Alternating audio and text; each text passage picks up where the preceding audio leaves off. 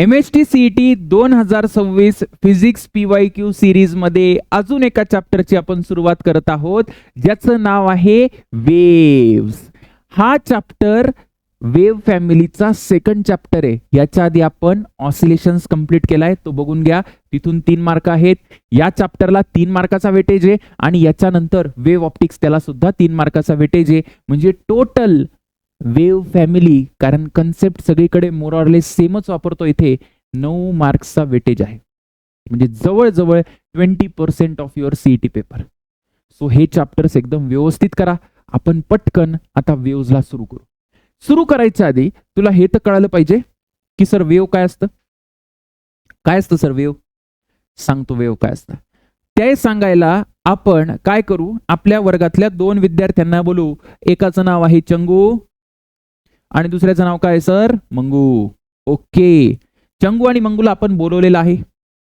चंगू आणि मंगू काय करतायत बघा. सगळ्यात पहिले आपण काय करू, चंगूच्या हातात एक बॉल देऊ ज्याचं मास काय m, आणि चंगू काय करतो, या बॉलला 20 स्पीडनी याच्याकडे फेकतो. बरं का, याच्याकडे फेकतो. कोणाकडे फेकतो सर? मंगूकडे फेकतो. मग हा बॉल m मासचा जो बॉल आहे तो याला हिट झाला बेटा मंगूला, आणि मग मी म्हणतो की या चंगूने काय केलंय ना, एनर्जीचा ट्रान्सफर केलाय. काय केलंय? एनर्जीचा ट्रान्सफर केलाय या बॉल थ्रू. हा बॉल ऍक्च्युअली मूव्ह झालाय या पॉइंट पासून इकडच्या पॉइंटला, आणि फायनली एनर्जीचा ट्रान्सपोर्ट झालेला आहे किंवा ट्रान्सफर झालेला आहे. एनर्जी बरोबर मोमेंटमचा पण ट्रान्सफर झालाय. ओके, आता दुसरं एक पद्धत आहे. काय पद्धत आहे? आपण चंग्याला काय केलं, आपण आहे ना एक वर्गाच्या बाहेर एक दोरी पडली होती बरं का. एक दोरी पडली होती सर, तर ती दोरी आपण चंगूच्या हातात दिली आणि तो त्या दुसरा एंड आहे ना त्या दोरीचा आपण मंग्याला दिला बरं का. बघा मी काय म्हणतोय, एक आपण अशी दोरी घेऊ, त्याचा एक एंड जो आहे तो चंग्याने पकडलाय आणि दुसरा एंड मंग्याने पकडलाय. आता चंगू काय करतो बघा, चंगू काय करतो, हा जो पॉइंट आहे, कुठला पॉइंट सर? जो त्याचा एक एंड आहे ना, एक एंड, त्या एंडला तो असा खाली धक्का देतो. त्या एंड बरोबर तो काय करतोय हे बघून घे जरा तू. तो त्या एंडला असा असा मूव्ह करतोय. कसा सर? असा असा. ऑसिलेशन चालू आहे बेटा त्या एंडचं. करेक्ट. म्हणजे मला असं म्हणता येईल की ही माझी लाईन आहे बरं का, ही माझी लाईन आहे. ठीक आहे. सो हे असं ऑसिलेशन चालू आहे. हे काय? ए अँप्लिट्यूड आहे, आणि हे काय सर? हे -a. याला मी मीन पोझिशन म्हणतो. तो जो रेड डॉट आहे तो मीन पोझिशन आहे. आणि सपोज असं जर या डायरेक्शन मध्ये हा पॉइंट जर मूव्ह करतोय t = 0 ला बरं का, चंगूने डिस्टर्बन्स क्रिएट केला, तर आता हा डिस्टर्बन्स बघा, हा जो पॉइंट आहे ना, एनर्जी कशी ट्रान्सफर होते ते तुम्हाला फील करून देतो मी. हा जो पॉइंट आहे ना, हा इथे जो डिस्टर्बन्स क्रिएट होतोय ना, हा या मंगूच्या हाताला पण लागणार आहे. मंगूच्या हाताला लागणार आहे. सर कसं काय लागणार आहे बरं? सांगतो कसं काय लागणार आहे. इकडचा जो पॉइंट आहे बेटा, इकडचा, याच्या जस्ट नेक्स्ट पॉइंट आहे ना, तो असा खाली मूव्ह करत असेल बरं का. जसं मी याला खाली मूव्ह करतो ना, तर हा काय करतो, हा पॉइंट याला खाली खेचतो. हे सगळे इंटरकनेक्टेड आहे दोरी असल्यामुळे. ठीक आहे. सो हा खाली येतो सर, हा पॉइंट सुद्धा खाली येतो. हा पॉइंट काय येतो? खाली येतो. मग हा पण पॉइंट जो पीक वाला आहे तो पण खाली येतो. ठीक आहे. आता काय होतं ना, आता काय होतं, इकडचे जे पॉइंट्स आहेत तिकडचे, जसं हा पॉइंट आहे बघा, हा वरती जायचा प्रयत्न करत असतो या पीकला. हा पण पॉइंट वरती जायचा प्रयत्न करतो. हा पॉइंट वरती जायचा, मग पुन्हा असा वरती जायचा, पुन्हा असा वरती जायचा, पुन्हा असा वरती जायचा. ठीक आहे. Okay sir. मग पुन्हा असंच खाली जायचा. सगळं एक्सप्लेन करेल, सध्या नीट लक्ष द्या. खाली जायचा, खाली जायचा, आणि हा बघा खाली जायचा. जर तुम्ही नीट बघितलं तर हा जो डिस्टर्बन्स आहे, हा डिस्टर्बन्स, हा एक्झॅक्टली हा डिस्टर्बन्स इथे आपल्याला फील झालाय. झालाय की नाही? या मीन पोझिशन पासून निगेटिव्ह एक्स्ट्रीमला चाललाय हा, t = 0 ला.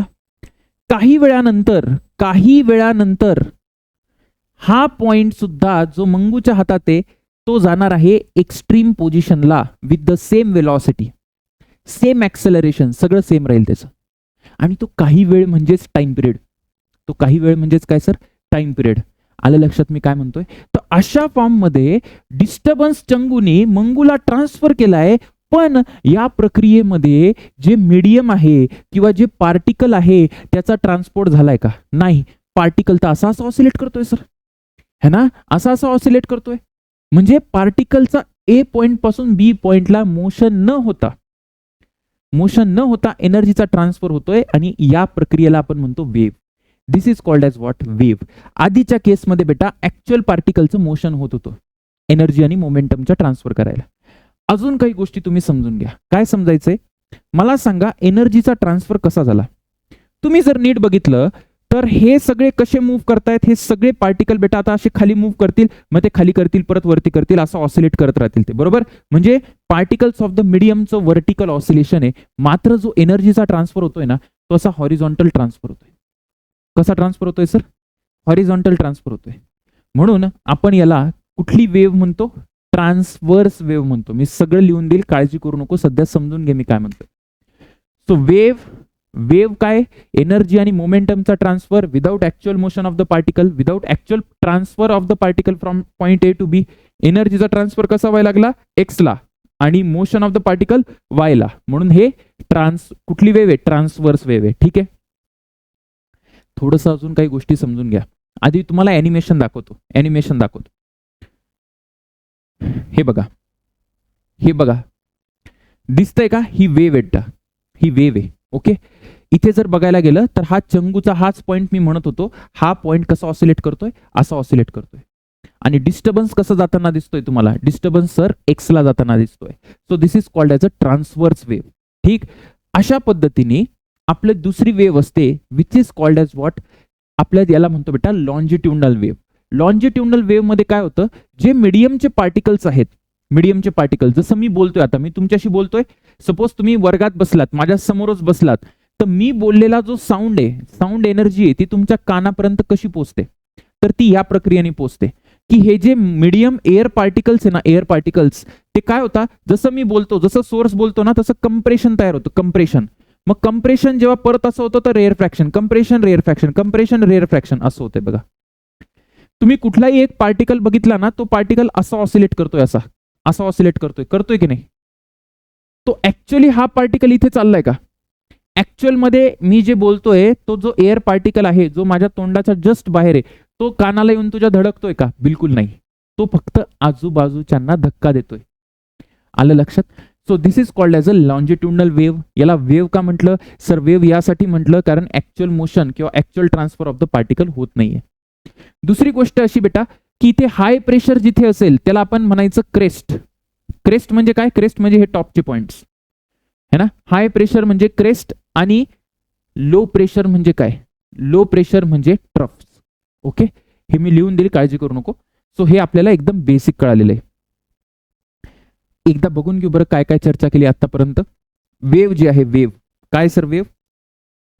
So wave is energy plus momentum transfer without transfer of matter. मॅटरचा कुठल्याही प्रकारचा ट्रान्सफर होत नाही. तर मग वेव्हचं आपल्याला क्लासिफिकेशन माहिती पाहिजे. काय काय क्लासिफिकेशन आहे? एक असते मेकॅनिकल वेव्ह आणि एक असते non mechanical wave. Mechanical wave म्हणजे काय सर? मेकॅनिकल वेव्ह म्हणजे अशी वेव्ह ज्याला एनर्जी ट्रान्सफर करायला मीडियम लागतं. जसं आता चंगूने काय केलं होतं? हातात दोरी पकडली है ना, दोरी पकडली आणि मंगूला एनर्जी ट्रान्सफर केली, म्हणजे दोरी ॲज अ मीडियम लागली. तर जी स्ट्रिंग वेव्ह आहे, string wave is a mechanical wave, कारण त्याला मीडियम लागतं. त्याच पद्धतीने बेटा साऊंड वेव्ह जी आहे ती पण एक मेकॅनिकल वेव्ह आहे है ना. String wave transverse mechanical wave आहे, sound wave longitudinal mechanical wave आहे. बरोबर आहे? Okay sir. Non mechanical wave म्हणजे कुठल्याही मीडियमची गरज नाही. याचं best example light wave. Light can travel in vacuum, but sound cannot travel in vacuum. Okay, because sound is a mechanical wave, light is a non-mechanical wave. आलं लक्षात? Okay sir. जसं electromagnetic wave, light wave याचं example आहे. अजून transverse आणि longitudinal काय असतं हे मी तुम्हाला एक्सप्लेन केलंय. आलं लक्षात? ओके. आता बेटा ट्रान्सवर्स वेव्ह जी आहे ना ती फक्त सॉलिड्स मध्ये असते, लिक्विड आणि गॅसमध्ये नसते. सर असं का बरं? कारण सॉलिडकडे एक इम्पॉर्टंट प्रॉपर्टी आहे जी लिक्विड आणि गॅसकडे तेवढी नाहीये. कुठली प्रॉपर्टी? इलास्टिसिटी. ट्रान्सवर्स वेव्हला जर ट्रॅव्हल करायचं असेल ना, त्या एका पॉइंटला असा जर धक्का द्यायचा असेल, असं ऑसिलेट करायचं आणि एनर्जी अशी ट्रान्सफर करायची, तर ते ओढावं लागतं एकमेकाला. बघा इथे जर लक्ष दिलं ना, तर हे असं या पॉइंटला याला ओढावं लागेल आणि परत त्याच पॉइंटला यावं लागेल, कारण असं ऑसिलेट करतंय ना. सो इलास्टिक, खूप जास्त इलास्टिक मीडियम लागतं, सो ते नाहीये, म्हणून फक्त सॉलिड्स मध्ये होतं असं. ठीक. सॉलिड, लिक्विड, गॅस तिन्ही केसमध्ये लॉन्जिट्युडनल वेव्ह चालते, काही प्रॉब्लेम नाही. लॉन्जिट्युडनलला काही प्रॉब्लेम नाही, मात्र ट्रान्सव्हर्स वेव्ह फक्त आणि फक्त सॉलिड्स मध्ये. आलं? क्लिअर आहे सर? ओके, क्लिअर आहे. थोडंसं आपण equation of progressive wave discuss करू. त्याच्या आधी तुम्हाला थोड्या गोष्टी माहिती पाहिजे. काय गोष्टी माहिती पाहिजे? मला वाटतं हे सगळ्यांना माहिती आहे, तरी एकदा मी डिस्कस करून टाकतो की नक्की आपल्याकडे काय होतंय. तर इकडे माझ्याकडे एक्स आहे आणि इकडे माझ्याकडे वाय, बरोबर ना? बरोबर. आणि बेटा ही आपली वेव्ह आहे, ही आपली वेव्ह आहे. आणि तुला कळत असेल की वेव्ह कशी ट्रॅव्हल करते. वेव्ह सर अशी ट्रॅव्हल करते ना, एनर्जीचा ट्रॅव्हल होतो, राईट? आता काही गोष्टी बघा. टोटल हा जो डिस्टन्स आहे, डिस्टन्स, हा डिस्टन्स आहे कुठून तर कुठपर्यंत? या पॉइंट पासून तर दुसऱ्या पॉइंट पर्यंत. ठीक आहे.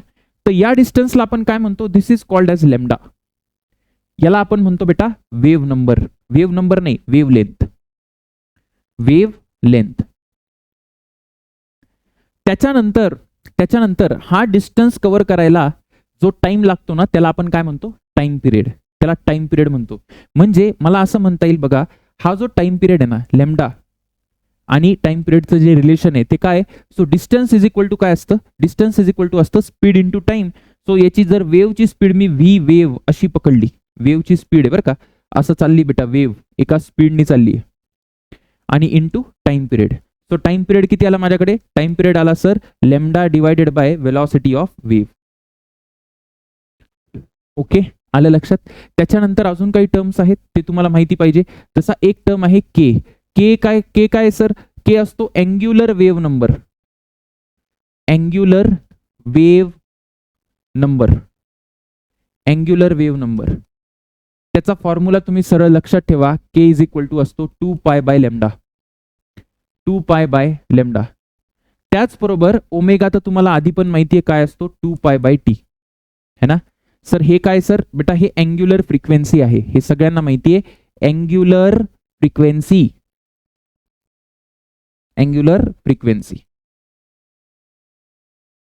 अजून काय माहिती पाहिजे तुम्हाला? बाकी तुम्हाला हे रिलेशन छोटे मोठे माहिती असेल. एसएचएम केलंय तुम्ही 2 पाय एफ, है ना, where F is frequency, 1 upon time period असतो. 1 अपॉन टाइम पिरियड काय असतो? एफ असतो. त्याच्यानंतर जर तुम्हाला कोणी असं विचारलं की हे काय, हे असं काय, so this is nothing but 1 upon lambda. 1 upon lambda हे काय सर? वेव्ह नंबर आहे. Wave number. या छोट्या मोठ्या गोष्टी मी का सांगतोय? कारण कधी कधी जर प्रश्नामध्ये डायरेक्ट विचारल्या आणि तुम्हाला माहितीच नसलं मग काय. सो अँग्युलर वेव्ह नंबर तुम्हाला कळाला के 2 पाय बाय लॅम्डा. तुम्हाला वेव्ह नंबर पण कळाला 1 अपॉन लॅम्डा. अँग्युलर फ्रिक्वेन्सी कळाली तुम्हाला, आणि बेटा अँग्युलर फ्रिक्वेन्सी आणि फ्रिक्वेन्सी मधलं रिलेशन पण कळालं. क्लिअर? एकदम क्लिअर सर. आता आपण वेव्हची इक्वेशन बघू. वेव्हची इक्वेशन समजणं महत्वाचं आहे, कारण इथून डायरेक्ट प्रश्न आहे सीईटीला. बघा मी जे सांगतोय त्या पद्धतीने समजायचा प्रयत्न कर, एकदम मस्त समजणार आहे. आधी आपल्याकडे काय? आधी आपल्याकडे एक वाय ऍक्सिस आहे. वाय ऍक्सिस का बरं? कारण सगळे पार्टिकल, सगळेच्या सगळे पार्टिकल असे ऑसिलेट करतायत, बरोबर? ॲनिमेशन बघितलंय. आणि ही माझी वेव्ह आहे, ही माझी वेव्ह आहे. तर कुठल्या तरी इन्स्टंटला मी हा वेव्हचा फोटो काढलाय, असा खटाकन फोटो काढलाय, बरोबर का? फोटो काढलाय म्हणून तर ना, नाही तर वेव्ह अशी हलताना दिसली असती तुला, बरोबर? हे पार्टिकल सगळे ऑसिलेट करताना दिसले असतील. आता आपल्याला काय करायचंय ना, आपल्याला वेव्हच्या इक्वेशन मधून माहिती पाहिजे प्रत्येक पार्टिकलची. म्हणजे सर, म्हणजे मी असं म्हणतोय की जसं बघ, हा पार्टिकल खाली मूव्ह करतोय, हा पार्टिकल जो आहे हा सुद्धा खाली मूव्ह करतोय, हा पार्टिकल खाली मूव्ह करतोय, हा पार्टिकल खाली, आणि त्याच्यानंतर हा पार्टिकल इकडच्याला असा वरती ओढतो बेटा, वरती ओढतो, है ना? हा खाली जातो म्हणजे याला वरती ओढतो, म्हणजे हे सगळे वरती येतात, जे मगाशी सांगितलं तेच सगळे. आता मला प्रत्येक पॉइंट बद्दल माहिती पाहिजे. मग मी जर फक्त या पॉइंटची एसएचएम ची इक्वेशन लिहिली, तर या पॉइंटची एसएचएम ची इक्वेशन काय sir? Y is equal to A sine omega T plus pi. Omega T plus pi. Pi का बरं आला? पाय यासाठी आला कारण हा मीन पोझिशन पासून निगेटिव्ह एक्स्ट्रीमला चाललाय. इथे जात असता तर इथे 0, इथे काय येतं? इथे 90 डिग्री, परत इथे येताना पाय, परत इथे 270 किंवा 3 पाय बाय 2, आणि परत 2 पाय. एसएचएम मध्ये एक्सप्लेन केले मी. Okay okay sir. पण मग ही इक्वेशन आहे ना, मग फक्त मला या पार्टिकल बद्दल माहिती देईल. का बरं? कारण टी जसं जसं टी बदलला तसं तसं या पार्टिकलची लोकेशन मला बदलताना दिसेल. ठीक आहे ना. पण मला जर या पार्टिकलची माहिती पाहिजे असेल तर नाही आहे सर तुमच्याकडे. कारण या पार्टिकलची माहिती पाहिजे असेल तर तुम्हाला अजून एक व्हेरिएबल लागेल सर. कुठला व्हेरिएबल लागेल बेटा? एक्स नावाचा व्हेरिएबल लागेल. एक्स नावाचा व्हेरिएबल लागेल. ओके. मग आता एक्सच्या फंक्शन मध्ये मला इक्वेशन लिहायची है ना. एक्सच्या फंक्शन मध्ये तर मी काय करतो, at a certain distance x मला या पार्टिकल बद्दल माहिती पाहिजे. कुठलाही पार्टिकल असू शकतो, जरुरी नाहीये की हा एम्प्लिट्यूडला बसलाय, काही असू शकतं त्याच्याबरोबर. बरोबर. मग मी काय म्हणतो, ती इक्वेशन माझ्याकडे आली. काय आली sir? y is equal to A sine omega T minus K X. A sine omega T minus K X. Okay. आणि आपण असं अज्युम करतोय की वेव्ह जी आहे ना बेटा, ती राईटला मूव्ह करते प्लस एक्सला मूव्ह करते. सर इथे तुम्ही मायनस का लिहिलं? त्याचं डेरिव्हेशन महत्वाचं नाही, पण तुला फील पाहिजे असेल तर एक फील घे. मला सांग, या पार्टिकलला हा पार्टिकल लीड करेल का लॅग करेल? हा पार्टिकल मीन पासून खाली चाललाय. काही वेळानंतर हा इकडचा पार्टिकल मीन पासून खाली जाईल. बरोबर आहे की नाही? म्हणजे हा पार्टिकल लेट आहे. अरे लेट आहे ना हा पार्टिकल, म्हणजे लॅग करतोय. लॅग करतोय का? म्हणून आपण इथे मायनस घेतो. आलं का लक्षात? पण जास्त डिटेलमध्ये जायची गरज नाही, बेसिक मध्ये सांगतोय फक्त तुम्हाला. तर ही इक्वेशन आहे. मायनस जेव्हा येतो, जेव्हा बेटा ओमेगा आणि के मध्ये अपोजिट साइन असतात, म्हणजे इथे प्लस मायनस मायनस प्लस काय असू शकतं, अपोजिट साइन असतो, तेव्हा वेव्ह कुठल्या डायरेक्शनला जाते? राईटला जाते. आता काही इक्वेशनचा फॉर्मॅट लक्षात ठेवायचा आहे. So y is equal to ओमेगाला जर बाहेर घेतलं तर डायरेक्ट पार्ट करायचंय साइन ओमेगा. ठीक आहे. इथे येतो t minus x upon v. Sir आता व्ही कुठून आणला तुम्ही? व्ही असतो बेटा, व्ही इज इक्वल टू असतो omega by k. This is called as वेव्हची वेलॉसिटी. कोणाची वेलॉसिटी? ही वेव्हची वेलॉसिटी. मी इथे लिहितो वेव्ह. ही वेव्हची वेलॉसिटी. पार्टिकलची वेलॉसिटी प्रत्येक पॉइंटला बदलेल. का बदलेल सर? कारण बेटा पार्टिकल एसएचएम करतोय आणि एसएचएम मध्ये वेलॉसिटी कॉन्स्टंट नसते, हे तुला माहिती आहे. बरोबर आहे की नाही? Yes sir. त्याचबरोबर अजून एक इक्वेशन तुला पाठ करावी लागेल. का पाठ का बरं करताय सर तुम्ही? कारण बेटा सीईटीला आपल्याला वेळ कमी असतो. सो जर तुला माहित असेल ना तर पटापट प्रश्न सुटतात. y इज इक्वल टू ए, पुढे काय लिहू शकतो मी? साइन. आता मी के बाहेर काढतो बघा, के बाहेर काढतो. के बाहेर काढलं तर मला काय येईल माहिती का? VT minus x. परत एकदा आपण रिव्हिजन करू. जेव्हा काहीच बाहेर नाही काढलं, नॉर्मल इक्वेशन काय? ओमेगा टी मायनस के एक्स. ओमेगा बाहेर काढला आणि टीच्या आधी कोणीच नाहीये, म्हणजे टीचा कोफिशियंट 1 आहे टीचा कोफिशियंट. त्यावेळेस बेटा काय इक्वेशन आली? A sine omega T minus x by v. Correct sir. त्याच्यानंतर जर मी के बाहेर काढला, के बाहेर काढला तर इथे काय येतं? VT minus x. एक्सचा कोफिशियंट आता किती आहे? 1 आहे. या तिन्ही इक्वेशन तुम्हाला पाठ करावं लागतील. सोपं पडेल, बाकी काही विषय नाही. ओके. त्याच्यानंतर जर मला अजून कोणी काही माहिती विचारली, काय माहिती विचारली? सगळ्यात आधी पार्टिकलची जी वेलॉसिटी आहे, पार्टिकलची वेलॉसिटी आणि वेव्हच्या वेलॉसिटी मधलं तुला रिलेशन माहिती पाहिजे. हा फॉर्म्युला आहे. सीईटीने याच्यावर डायरेक्ट प्रश्न विचारलेला नाही, पण तरी मी तुम्हाला सांगतो. काय सर? पार्टिकलची velocity is equal to minus v times wave velocity into काय? स्लोप. आता स्लोप म्हणजे काय असतं? Slope of the wave. Slope म्हणजे असतं बेटा dy बाय dx.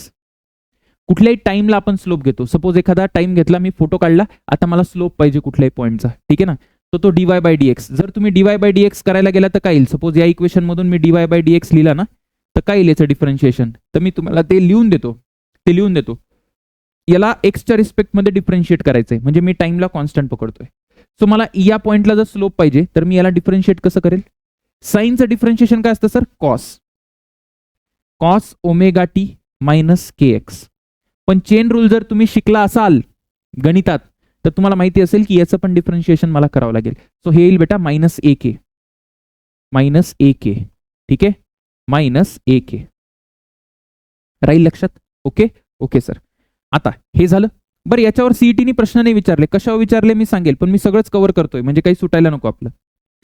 त्याच्यानंतर एक असतं बेटा, हे झालं dy बाय dx. कोणी जर तुला विचारलं की पार्टिकलची वेलॉसिटी किती आहे? पार्टिकलची वेलॉसिटी. ओके. पार्टिकलची वेलॉसिटी म्हणजे याला डिफरन्शिएट करायचं डायरेक्ट. ते काय येणार आहे, याचं डिफरन्शिएशन येईल a omega cos omega T minus K x.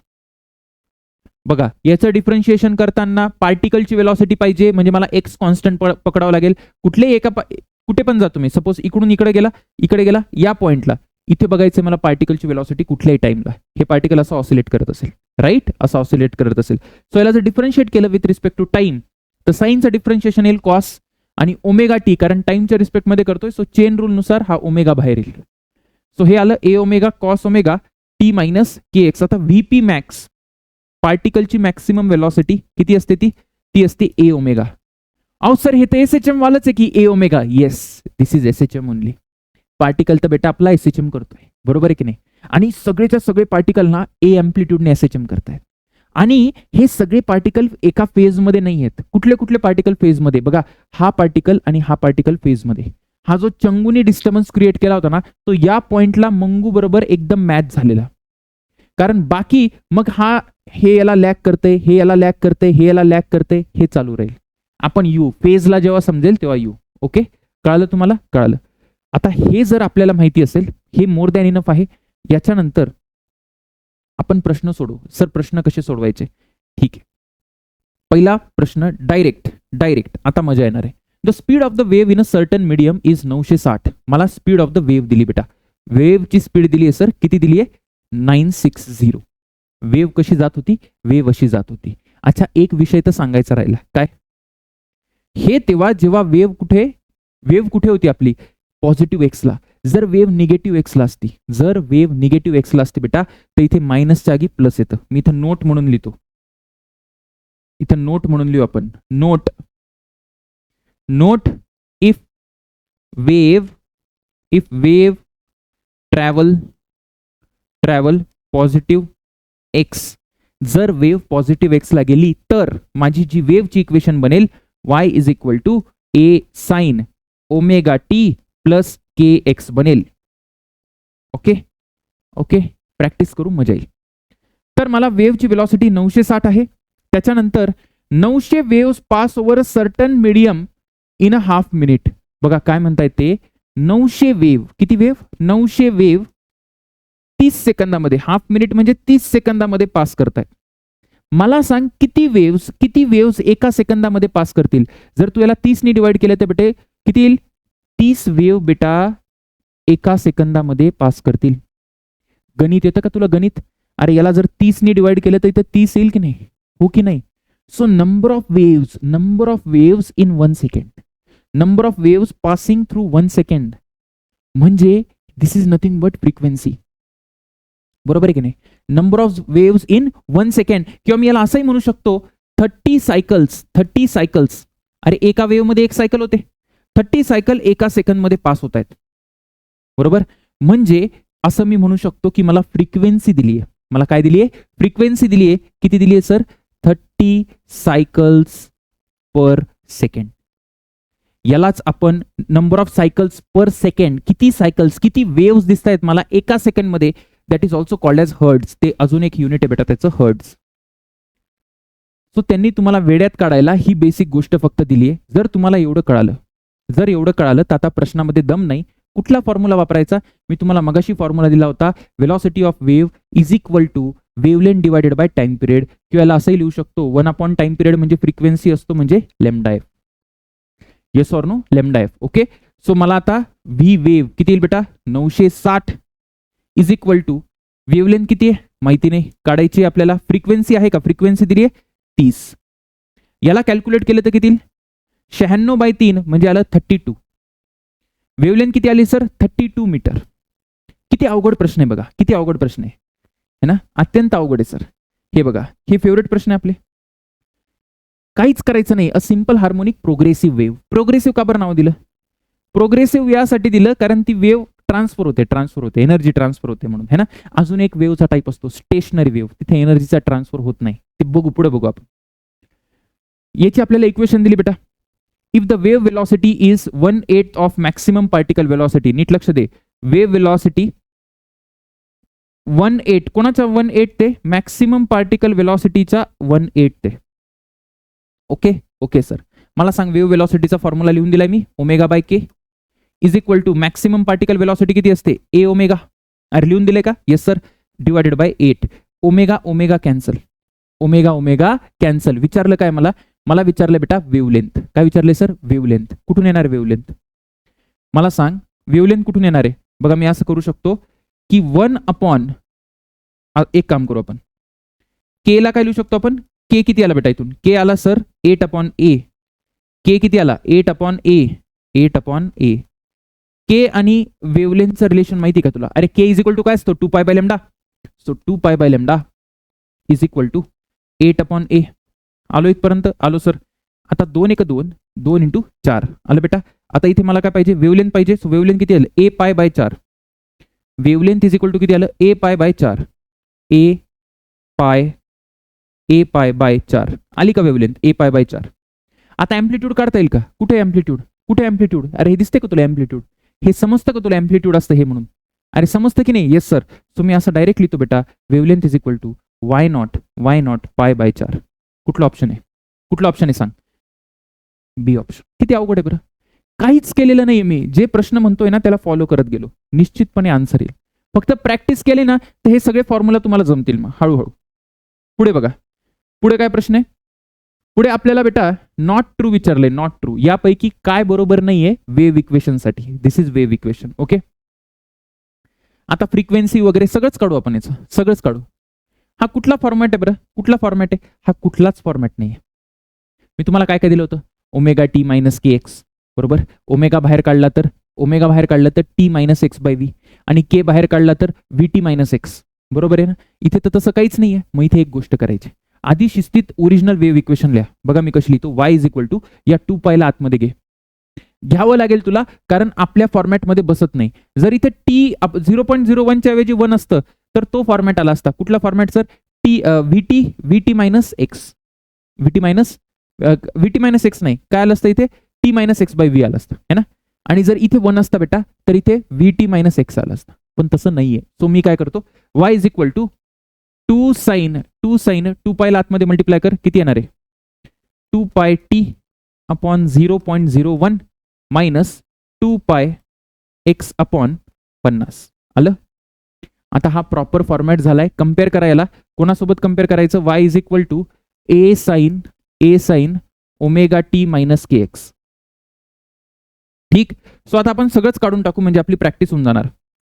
Amplitude दिसतंय का बेटा. एम्प्लिट्यूड किती आलं सर 2.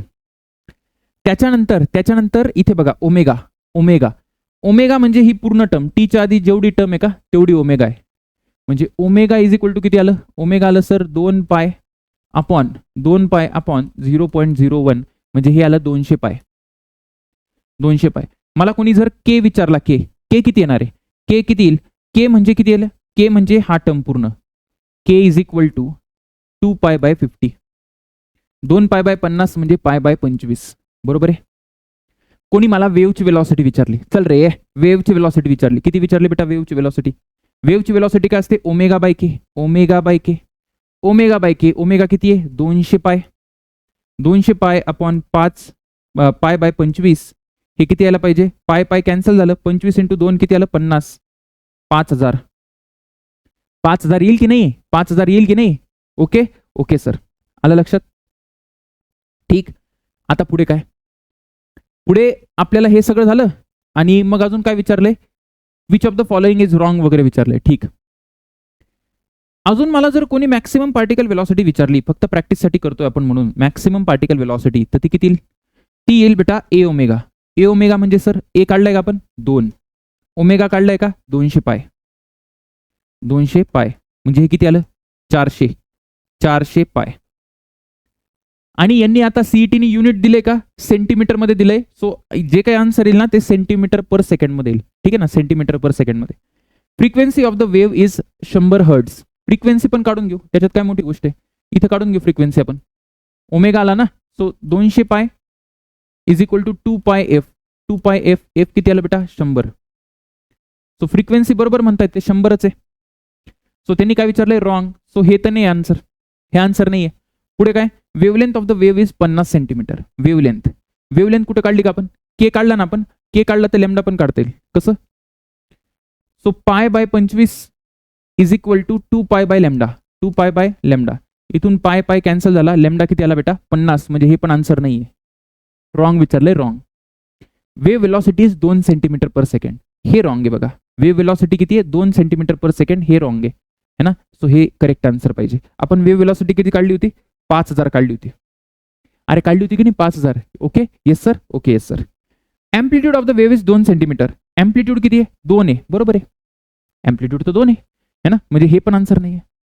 हे मी का सॉल्व्ह केलं? एवढं मोठं नाही आहे हे का सॉल्व्ह केलं आपण सगळं? तुम्हाला कळावं की कसं करतात. ओके झाली प्रॅक्टिस? Yes sir. पुढे आता पटापट प्रश्नांना उडव.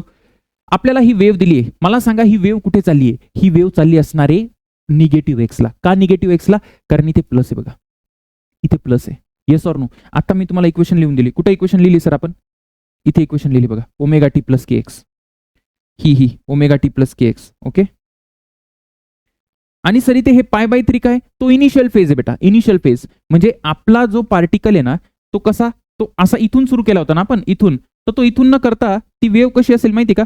काहीतरी अशी वगैरे काहीतरी असेल इथे, किंवा मग अशी असू शकते. काही विषय नाही त्याचा. अशी वगैरे पण असू शकते. अशी पण डिपेंड करतो तो काय फेज आहे तो. सो त्याला मनाव नाही घ्यायचं. प्रश्न काय ते बघा. आपल्याला म्हणतायत काय म्हणतायत की एक्सप्रेशन ट्रॅव्हलिंग वेव्ह आहे. ठीक आहे, काही प्रॉब्लेम नाहीये. आणि आपल्याला which of the following is correct बघू आपण. सगळ्यात पहिले वेव्ह पॉझिटिव्हला चालली आहे. निगेटिव्ह निगेटिव्ह निगेटिव्ह निगेटिव्ह वाले कापून टाका. वेलॉसिटी आणि वेव्हलेंथ. वेलॉसिटी आणि वेव्हलेंथ. वेलॉसिटी तर सेम दिली आहे म्हणजे मी फक्त वेव्हलेंथ काढेल. स्मार्ट वर्क है ना. डबल डबल मजदुरी नाही करणार. वेव्हलेंथ कुठून निघते? वेव्हलेंथ कुठून निघते? हा के बघा. हा पूर्णच्या पूर्ण के. अरे yes or no? 10 pi is equal to K. So 10 pi is equal to 2 pi by lambda. Okay. So lambda किती आला बेटा? लेमडा आला सर 1/5 म्हणजे 0.2.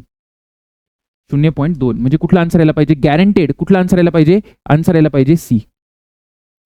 सी. एक मिनिट. सी नाही. वेव्हलेंथ कुठे गेलंय? वेव्हलेंथ के एक्स ओमेगा टी. अरे काय चुकीचं दिले सीईटीने.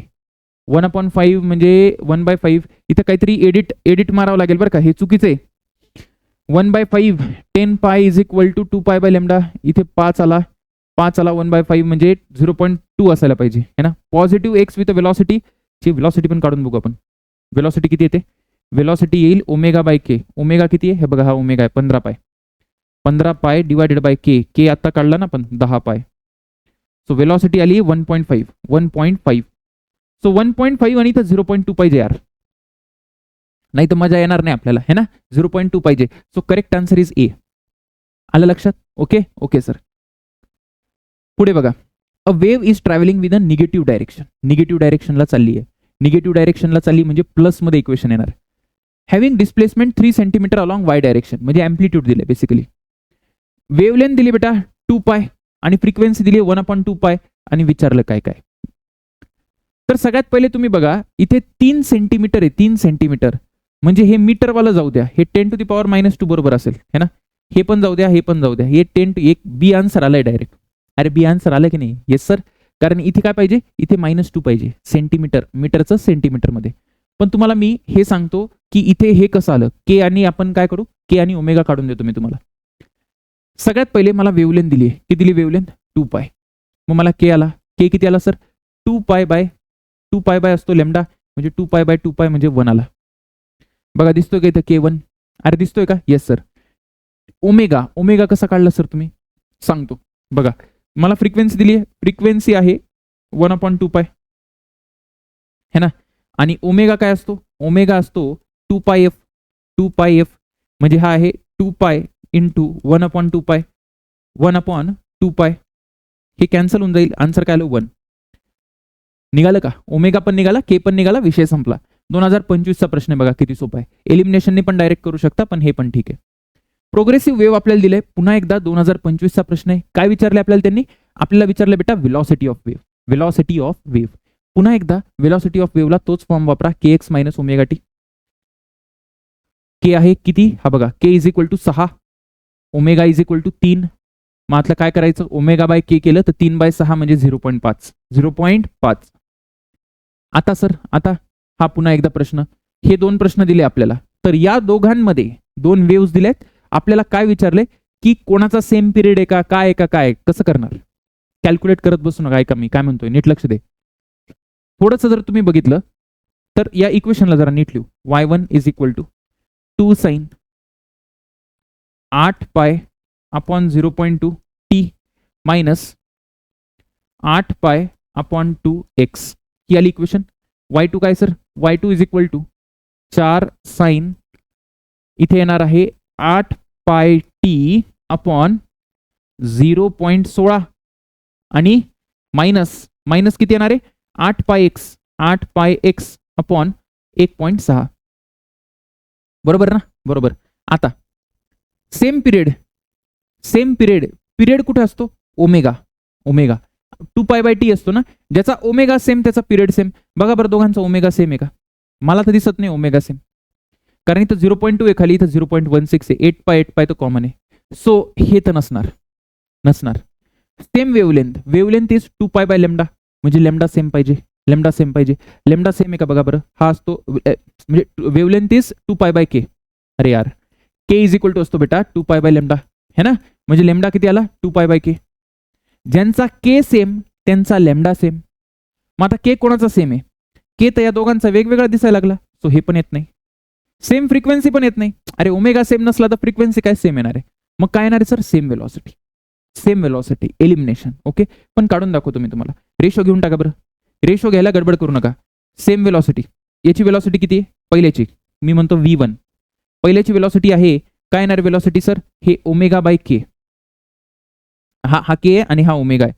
सो 8 पाय अपॉन 0.2 है ना, याला डिवाइड कराल ना, याला यांनी डिवाइड करावं लागेल आपल्याला, बाय के करावं लागेल. सो डिव्हिजन केल्यावर असेल बघा 2/8 पाय.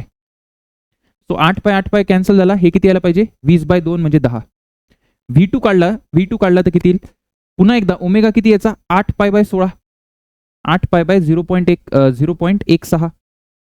त्याच्यानंतर हा के बघा, हा के ने डिवाइड कराल तुम्ही, तर हे उलट होऊन जाईल, म्हणजे 1.6 अपॉन 8 पाय किती आलं 10. So we got the answer. काही याच्यात दम आहे का, काही दम नाही. फेज डिफरन्सवर सीईटीने भरपूर प्रश्न विचारले. सर फेज डिफरन्स म्हणजे काय असतो सांगतो.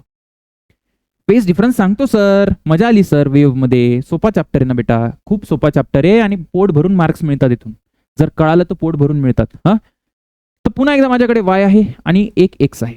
ठीक, सो हे असं काहीतरी चालू आहे आपलं. फेज डिफरन्सचा अर्थ तुम्हाला कळतो का, फेज डिफरन्स म्हणजे काय सर सांगतो. तो हे असे आपले पार्टिकल्स चाललेले आहेत. तुम्हाला जर नीट दिसत असेल तर तुम्हाला एक गोष्ट कळेल. काय कळेल सर, हे असे असं नाही जाणार. कसं सांगितलं होतं मग अशी मी, हे असे वरती चाललेत ना, हे असे वरती जातील, हे वरती आणि मग पुन्हा असे खाली. ठीक. सो फेजचा अर्थ काय होतो, जसं माझ्याकडे इक्वेशन एक आहे y is equal to a sine omega T minus K x. ही एका वेव्हची इक्वेशन आहे आणि जी अशी चालली आहे, राईट. आता फेज म्हणजे काय बेटा, याला आपण फेज म्हणतो. मी SHM मध्ये शिकवलंय तरी एकदा पुन्हा एकदा सांगतो. दिस इज कॉल्ड एज व्हॉट, याला आपण फेज म्हणतो. फेज म्हणजे एखाद्या पार्टिकलची मला तो लोकेशन सांगतो. लोकेशन मी जर टी आणि एक्स ची व्हॅल्यू टाकली तर मला हे कळेल की एखादा पार्टिकल, मी म्हटलं हॅलो, एक पार्टिकल जो की 2 मीटर आहे, इथून 2 मीटर आहे आणि 3 सेकंदाला तो जो पार्टिकल आहे 2 मीटर. सो जसं मी इथं 2 मीटर आलो तर याचं चालू राहील, जे चालू राहील ते चालू राहील. ठीक. आता मी म्हणतो टी इज इक्वल टू 3 सेकंडला. So t is equal to 3 सेकंडला सपोज हा पार्टिकल इथे. सो मला टाइम आणि एक्स ची व्हॅल्यू टाकल्यानंतर या पार्टिकलची पोझिशन मिळाली, म्हणून आपण याला काय म्हणतो, फेज म्हणतो. आलं लक्षात, फेज. Okay sir. आता फेज डिफरन्सचा अर्थ काय होतो, फेज डिफरन्स म्हणजे प्रत्येकासाठी एक्स वेगळा आहे. दिसतंय का तुम्हाला, प्रत्येकासाठी एक्स वेगळा आहे. इथं एक्स इज इक्वल टू 0 आहे, इथे x1 असेल, इथे x2, इथे x3, म्हणजे प्रत्येकाचा फेज डिफरन्स झाला, म्हणजे फेज वेगवेगळा झाला. सो मग त्यामुळे येतो फेज डिफरन्स. ठीक. जसं मला 2 पॉईंट दिले, आता मी जे सांगतोय ते अत्यंत महत्वाचं आहे बेटा, की हे 2 पॉईंट आहेत. हा x1 आहे, हा x1 दुरीवर आहे आणि हा किती दुरीवर आहे सर, हा x2 दुरीवर आहे. ठीक. याला म्हणतो मी पॉईंट नंबर 1 आणि याला म्हणतो मी पॉईंट नंबर 2. जर या 2 पॉईंट मधला मला फेज डिफरन्स काढायचा असेल तर कसं काढायचं, त्यासाठी एक फॉर्म्युला आहे. काय फॉर्म्युला आहे? Very very important formula, and that formula is, काय फॉर्म्युला आहे सर? फॉर्म्युला असा आहे की x2 minus x1 upon lambda, या दोघांमधला जो डिस्टन्स आहे तो किती आहे सर? x2 मधून x1 गेला हा डिस्टन्स आहे, x2 minus x1 upon lambda is equal to काय येणार आहे? इज इक्वल टू येईल बेटा phi2 minus phi1, phi2 minus phi1. phi2 minus phi1 म्हणजे याचा फेज मायनस याचा फेज, याचा काहीतरी फेज असेल मायनस याचा फेज, डिवायडेड बाय 2 पाय. पुन्हा एकदा या दोघांचा डिस्टन्स डिवायडेड बाय वेव्हलेंथ, या दोघांमधला डिस्टन्स डिवायडेड बाय वेव्हलेंथ, आणि इज इक्वल टू या दोघांमधला फेज डिफरन्स डिवायडेड बाय 2 पाय. ओके, सो मी x2 मायनस x1 ला डेल्टा एक्स म्हणतो. डेल्टा एक्स म्हणजे काय असतं? x2 minus x1. याला आपण नाव देतो बेटा path difference. Okay, path difference. आणि याच्यानंतर phi2 मायनस phi1 म्हणजे काय असतो सर? डेल्टा फाय म्हणजे असतो phi2 मायनस phi1, ज्याला आपण काय म्हणतो? याला आपण म्हणतो फेज डिफरन्स. सो मला जर डेल्टा फाय पाहिजे असेल तर 2 पाय इकडे येईल. सो मी डायरेक्ट लिहितो delta phi is equal to 2 pi by lambda into delta X. Very very important equation. जर तुम्हाला फेज डिफरन्स काढायचा असेल तर हे ब्रह्मास्त्र आहे, बाकी काही वापरायची गरज नाही. ओके, आलं लक्षात? हे तर झालं जेव्हा आपल्याला दोन पार्टिकल मधला डिस्टन्स दिलेला असतो आणि त्या दोघांमधला फेज डिफरन्स विचारतात. एक अशी पण केस आहे की ज्यावेळेस मला काय करावं लागतं, जसं की सर नाही का, की आपल्याकडे ही आहे एक्स आणि हे आहे माझ्याकडे वाय. ओके, आता ही अशी वेव आहे बेटा. आता मला आहे ना बाकी कोणाचं घेणं देणं नाहीये. मला काय करायचं, मला एक्सची काय करायचं नाही बेटा. मी काय करतो, एक पॉइंट आपण आहे ना एक्स फिक्स करून टाकू. सपोज मी हा एक्स फिक्स करतो आणि इकडे जातो, इकडे कुठेतरी. सो मला काय दिसणार आहे माहितीये का? मला हे दिसणार आहे की हा जो पार्टिकल आहे ना हा खाली चालला असेल. ठीक आहे, काही वेळानंतर तो पार्टिकल असा वरतील आणि त्याचं असं SHM चालू राहील. तर मला हे बघायचंय की किती वेळानंतर, म्हणजे suppose t is equal to 0 ला हा पार्टिकल इथे होता. So t is equal to 0 आणि t is equal to suppose 3 सेकंदला हा पार्टिकल इथे आला, म्हणजे या पार्टिकलच्या लोकेशनमध्ये फरक झाला की नाही? लोकेशनमध्ये फरक झाला. तर जेव्हा माझा टाइम बदलला तर फेज किती बदलला? म्हणजे t इज इक्वल टू 0 आणि t इज इक्वल टू 3, हे असे दोन टाइम आहेत बरोबर. तर 3 सेकंदाचा गॅप केला तर त्या 3 सेकंदाच्या गॅपमध्ये किती फेज डिफरन्स क्रिएट होतो? जसं जर मी म्हटलं हा पार्टिकल आधी इथे होता, इथून जेव्हा इथे येईल बेटा, इथून जेव्हा इथे येईल, सपोज 2 सेकंदामध्ये आला. सो 2 सेकंदामध्ये किती फेज डिफरन्स तयार झाला? सो इथे फेज किती असतो? इथे 0 असतो. 0 वरती जाताना π/2, खाली येताना पाय, म्हणजे इथे π/2 आणि इथे पाय. कितीचा फेज डिफरन्स आला? 90 आणि 180, 90 आला. म्हणजे टाइम नुसार पण काय होतो? फेज चेंज होतो. ओके, सो मी काय सांगायचा प्रयत्न करतोय की जर तुम्हाला 2 पॉइंट्स म्हणजे 2 टाइम माहिती असतील तर काय रिलेशन आहे? सर रिलेशन ऐका, तुम्ही रिलेशन ऐका. मी SHM ला हे सगळं एक्सप्लेन केलंय. ठीक आहे ना, म्हणून इथे एकदम वरवर सांगतोय, फॉर्म्युला सांगतोय, काम होऊन जाईल. सो माझ्याकडे time difference divided by time period, 2 टाइमचा डिफरन्स आहे किती वेळ गेला मध्ये, डिवायडेड बाय टाइम पिरियड. याचा ratio is equal to phase difference बेटा, phase difference divided by wavelength, phase difference divided by 2 pi. आलं लक्षात? फेज डिफरन्स डिवायडेड बाय 2 पाय. म्हणजे मला असं लिहिता येईल की phase difference is also equal to 2 pi by capital T into delta T. A very important formula. जेव्हा मला टाइम डिफरन्स दिलेला असतो, म्हणजे मला विचारलं की इतक्या सेकंदानंतर कितीचा फेज डिफरन्स तयार होईल, तर delta phi is equal to 2 pi by capital T into delta T. आलं लक्षात? ओके, आणि अजून एक गोष्ट तुम्हाला सांगतो. काय सर? की बेटा हे जो रिलेशन आहे ना, हा जो डेल्टा T अपॉन T असतो बघा, delta T upon capital T, that is also equal to delta X upon काय सर? लॅम्डा. हे इक्वल असतं. ओके, लक्षात आलंय तुम्हाला? आपण क्वेश्चन सोडू, त्याशिवाय तुम्हाला कळणार नाही की याची मजा काय आहे. क्वेश्चन सोडू, आता याच्या बाहेर काही करावं नाही लागत. बघा एक एक गोष्ट क्वेश्चन मधून शिकायचा प्रयत्न करू. Select the wrong statement. Energy progressive wave बद्दल, energy is transmitted from one region to another. हे तर बरोबर आहे. Phases of adjacent particle are same. Phase कोणाचा सेम असेल, फेज कोणाचा सेम असेल त्याच्यावर चर्चा करून टाकू. मला सांगा. बघा, एक असतो बेटा कन्स्ट्रक्टिव्ह, असं कन्स्ट्रक्टिव्ह आणि डिस्ट्रक्टिव्ह जाऊ द्या, ते नंतर बघू आपण. एक बेसिक तुम्हाला सांगतो की जेव्हा डेल्टा फाय असेल 0, 2 पाय, 4 पाय, 6 पाय, तेव्हा मी म्हणतो, तेव्हा काय म्हणतो मी त्याला, याला म्हणायचं in phase. In phase, in phase. Okay, in phase. In phase का बरं? कारण हा जसा जात असेल ना, बघा हा जो पार्टिकल आहे, हा जो पार्टिकल आहे आणि हा जो पार्टिकल आहे ना, दोघंही एक दुसऱ्याची कार्बन कॉपी आहे. कारण हा पण तेव्हा खाली चाललाय आणि हा पण खाली चाललाय एक्झॅक्टली त्या टाइमला.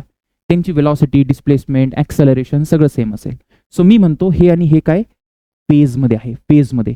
तसंच जर तुम्ही बघायला गेलं की हा पार्टिकल खाली चाललाय ना, सर एक पार्टिकल कुठला तरी असेल जो ज्या इन्स्टंटला वरती चालला असेल, तो म्हणजे हा पार्टिकल. हा खाली चाललाय, हा वरती चाललाय. सो हा जो पार्टिकल करतोय याच्या एक्झॅक्टली अपोजिट कुठला पार्टिकल करतोय सर? हा पार्टिकल करतोय बेटा. आलं लक्षात? Okay okay sir.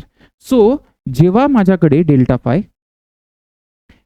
फाय जेव्हा माझ्याकडे असा असतो, कसा पाय, त्याच्यानंतर 3 पाय, त्याच्यानंतर 5 पाय है ना, हे जेव्हा असं असतं ऑड मल्टिपल ऑफ पाय, त्याला मी म्हणतो आउट ऑफ फेज.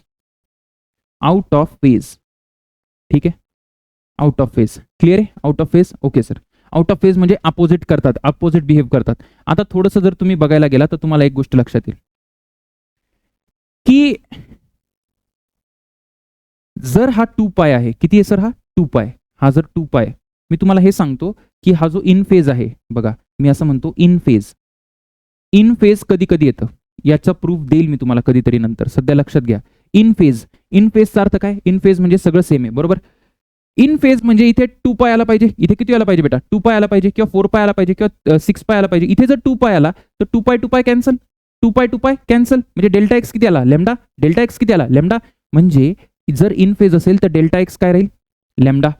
अच्छा, इथे जर 4 पाय आला असता तर इथे 2 1 2 आणि हा 2 आला असता, म्हणजे 2 lambda. Lambda, 2 lambda, 3 lambda, 4 lambda. Integral multiple of wavelength मध्ये सगळे पार्टिकल फेज मध्ये असतात. बघा याच्यामध्ये आणि याच्यामध्ये किती अंतर आहे? एका वेव्हलेंथचं अंतर आहे. सो हे इन फेज आहेत. काय आहे हे? इन फेज आहे. आलं लक्षात? त्याच पद्धतीने बेटा out of phase, out of phase, out of फेजचा जो विषय आहे तो डेल्टा एक्स किती दूरचे पार्टिकल पाहिजे सर आउट ऑफ फेज साठी? आउट ऑफ फेज साठी काय असतं? इथे काय असायला पाहिजे? इथे असायला पाहिजे पाय. इथे जर पाय आलं तर पाय कॅन्सल होऊन जाईल. पाय आलं तर पाय कॅन्सल, इथे 2 येणार आहे, लॅम्डा बाय 2. तर सगळ्यात पहिले मला पॉईंट मिळाला लॅम्डा बाय 2. इथे 3 पाय आलं तर इथे येईल बेटा 3 लॅम्डा बाय 2. तो 3 लॅम्डा बाय 2. त्याच्यानंतर काय सर? 5 lambda by 2. त्याच्यानंतर 7 लॅम्डा बाय 2. हे सगळे जे पॉईंट्स आहेत, lambda by 2, 3 lambda by 2, 5 lambda by 2, 7 lambda by 2, हे पॉईंट्स असतात out of phase. Exactly opposite behave करतील. जसं मला सांगा, हा आणि हा अपोजिट होता, हा आणि हा काय होता सर? अपोजिट होता. त्यांच्यामधला डिस्टन्स किती जर तुम्ही नीट बघायला गेला तर? What is distance between this 2 particle? यांच्यामधला डिस्टन्स आहे सर एक्झॅक्टली किती बेटा? Lambda by 2. अरे दिसतंय की नाही? आणि यांच्यामधला फेज डिफरन्स किती आहे? हा पाथ डिफरन्स झाला आणि फेज डिफरन्स किती आहे? 180 डिग्री किंवा पाय रेडियन. ओके. तसंच जर बघायला गेले, हा पार्टिकल वरती चाललाय आणि हा पार्टिकल खाली चाललाय, यांच्यामधला पण डिस्टन्स किती असेल? Lambda by 2. गॅरंटेड, गॅरंटेड असायलाच पाहिजे. ठीक आहे. आणि आहे पण हा टोटल लॅम्डा म्हटल्यावर अर्धा लॅम्डा बाय 2 आणि अर्धा लॅम्डा बाय 2. कळालंय आपल्याला? ओके सर, कळालेलं आहे. आपण डिटेलमध्ये बघू ते नंतर. सो मला असं म्हणायचंय की आता हा मी म्हणतोय phases of adjacent particle are same. Adjacent particle थोडी सेम असतात. अरे यार मला सांग बेटा, फेज कोणाकोणाचा सेम असतो? याचा आणि याचा. अच्छा, ही वेव्ह जर पुढे कंटिन्यू झाली तर पुन्हा याचा आणि याचा.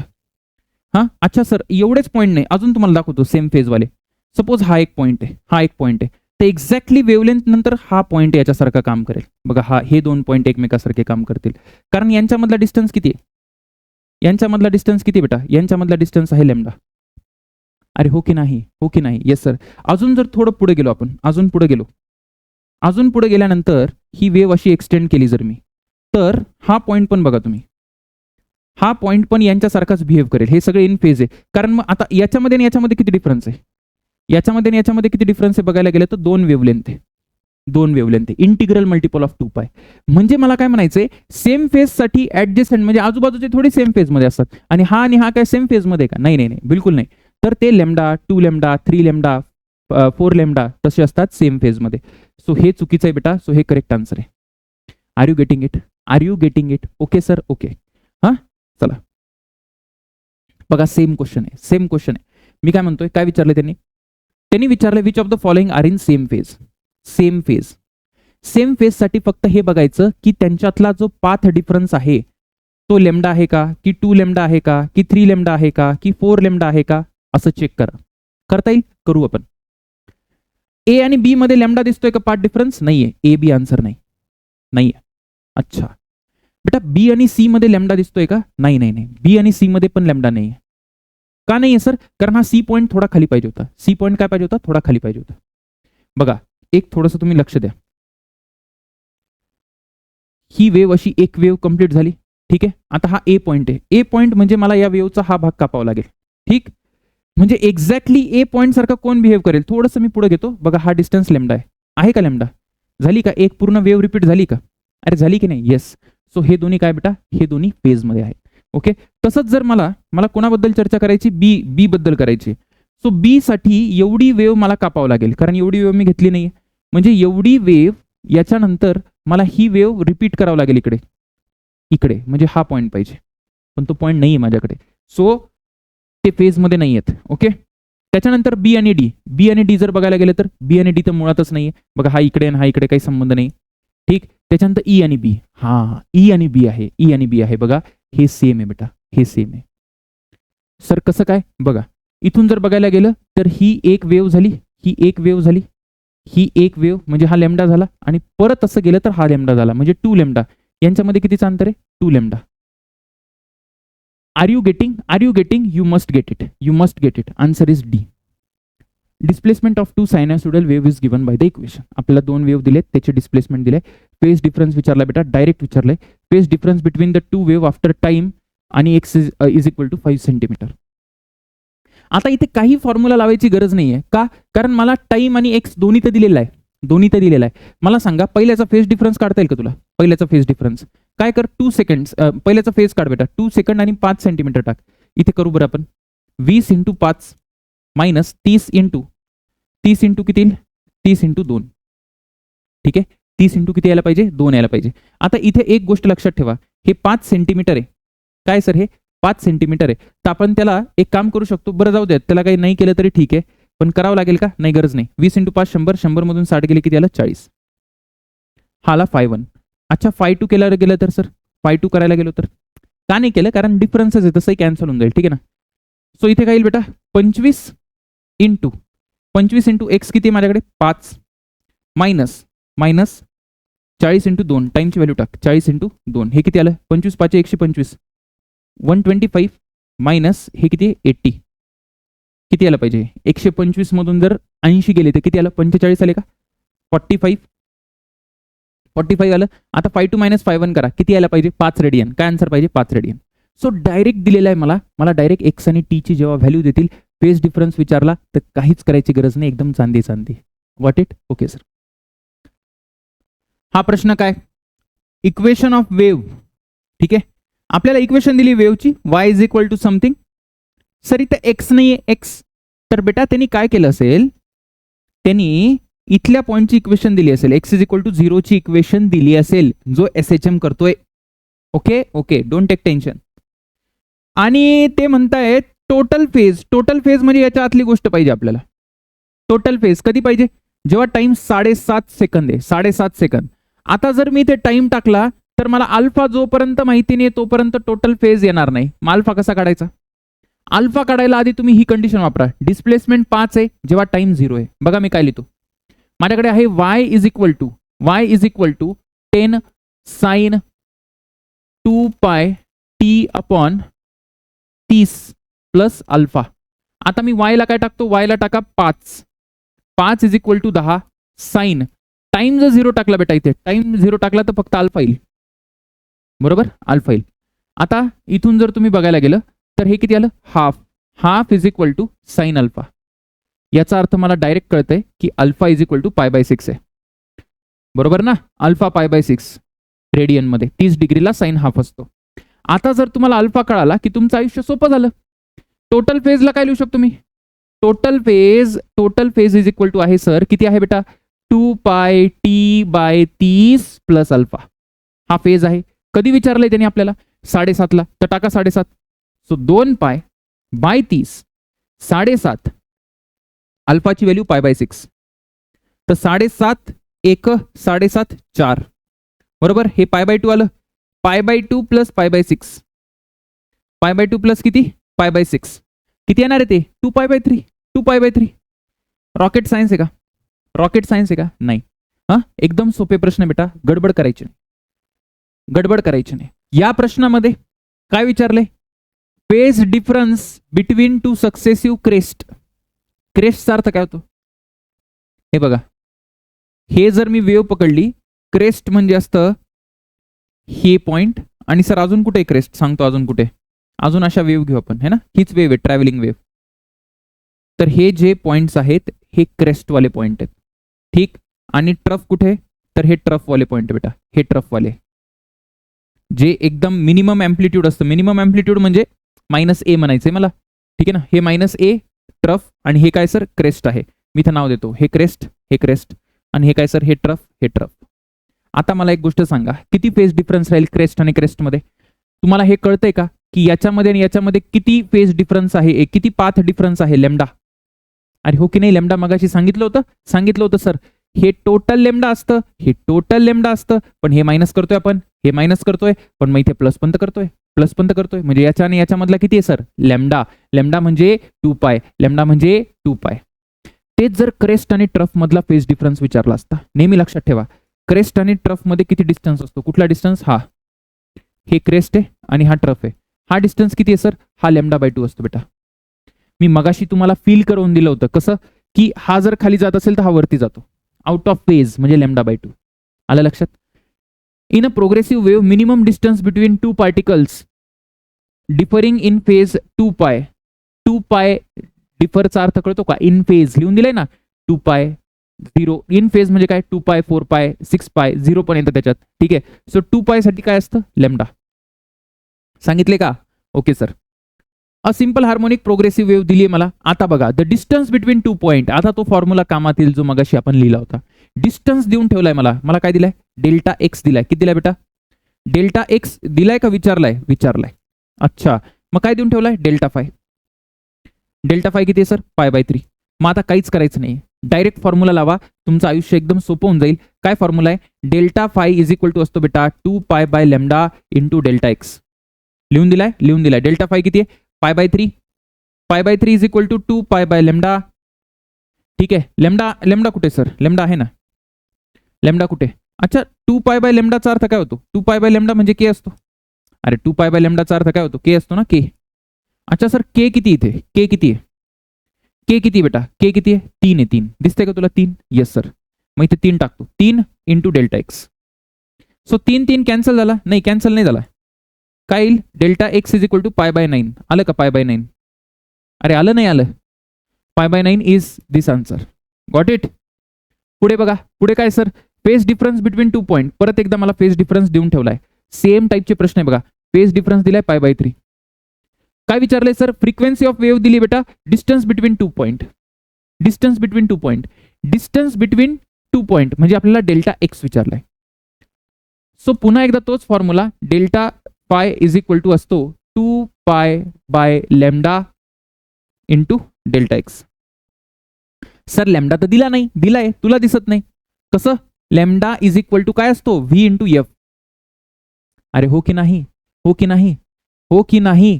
अरे हो की नाही? का चुकलं? काहीतरी चुकलं सर. काय चुकलं बेटा?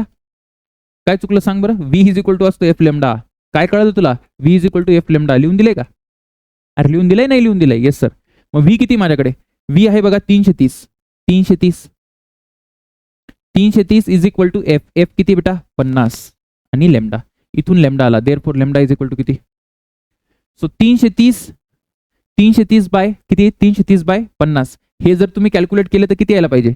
हे यायला पाहिजे 3.3 3 पॉईंट म्हणजे आपण जर याला 100 घेतलं असतं, सपोज 100 घेतलं असतं, इंटू दोन केलं तर 660, 660 बाय 100, 6.6 यायला पाहिजे बघा, 6.6 यायला पाहिजे, 6.6. ठीक आहे. सो 6.6 जर पकडलं तर डेल्टा फाय मला किती दिलाय, डेल्टा फाय पाय बाय 3 दिलाय. Pi by 3 is equal to 2 pi upon 6.6 into delta x. सावधानीने करा, पाय पाय कॅन्सल झाला, हे 2 आणि हे किती येणार आहे 3.3. ठीक. सो डेल्टा एक्स किती आला, हा 3.3 तिकडे जाईल, 3.3 बाय 3 म्हणजे हे आलं 1.1. आहे का ऑप्शन 1.1 आहे की, कळते कसं करतोय? येस सर, एकदम सोपं आहे. फक्त इथे त्यांनी तुम्हाला v is equal to f लेमडाचं रिलेशन लावायचं आहे लेमडा काढायला, बाकी तो फॉर्म्युला मी तुम्हाला दिलाय. Progressive wave of a frequency इथे पण तेच आहे बघा, मला एफ देऊन ठेवलाय बेटा, मला व्ही पण देऊन ठेवलाय आता, म्हणजे मला लेमडा काढता येईल बरोबर. आणि 60 डिग्री म्हणजे याला काय घेशील तू, पाय बाय 3 करून टाकशील का. 2024 ला प्रश्न आहे बघा, 20 वर्षानंतर प्रश्न रिपीट झालाय, 20 वर्षानंतर. ओके. पुढे बघा, the medium phase difference between to particle separated by x is पाय by 6. If the frequency of oscillation, frequency दिली आहे, व्ही दिलाय, परत करता येईल का होमवर्क. अरे यार आता करून दाखवला ना, 1000 वेळा करून दाखवू का आता. हा सोपं आहे की नाही. Yes sir. पाथ डिफरन्स, परत एकदा पाथ डिफरन्स म्हणजे डेल्टा एक्स सांगितलंय मी तुम्हाला, डेल्टा एक्स. आता इथे जर तुम्ही नीट लक्ष दिलं तर असे ऑप्शन दिले, घाबरू नको, ऐक जरा. Delta phi is equal to असतो 2 pi by lambda into delta X. So delta X किती आला रे, डेल्टा एक्स आला lambda upon 2 pi into delta phi. Lambda upon 2 pi बघा, लेमडा अपॉन 2 पाय, लेमडा अपॉन 2 पाय हे तर कॅन्सल होऊन जाईल, या दोघांपैकी एक आहे. आता तुम्हाला फेज डिफरन्स माहिती पाहिजे, विद्यार्थी काय करतो, डायरेक्ट सबट्रॅक्ट करतो या दोघांना. फेज डिफरन्स म्हणजे काय, दिस मायनस दिस किंवा दिस मायनस दिस काही करू शकता तुम्ही.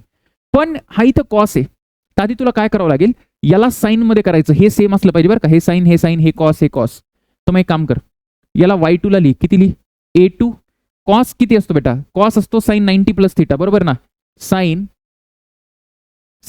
हा जो काही थिटा आहे omega T minus 2 pi X by lambda plus phi, हा टोटल थिटा झाला, हा टोटल अँगल आहे, plus pi by 2 sine 90 plus theta is cos theta. आता तुम्ही फेज डिफरन्स घ्या, आता फेज डिफरन्स घ्या बरं. याला जर तुम्ही याच्यातून मायनस कराल तर omega T minus 2 pi X by lambda हे कॅन्सल होऊन जाईल. मी म्हणतो φ2 मायनस φ1 किती यायला पाहिजे, ते यायला पाहिजे पाय बाय 2 प्लस फाय. फक्त ही वाली टर्म शिल्लक राहील, बाकी हे कॅन्सल होऊन जाईल कशाने सर, यानी.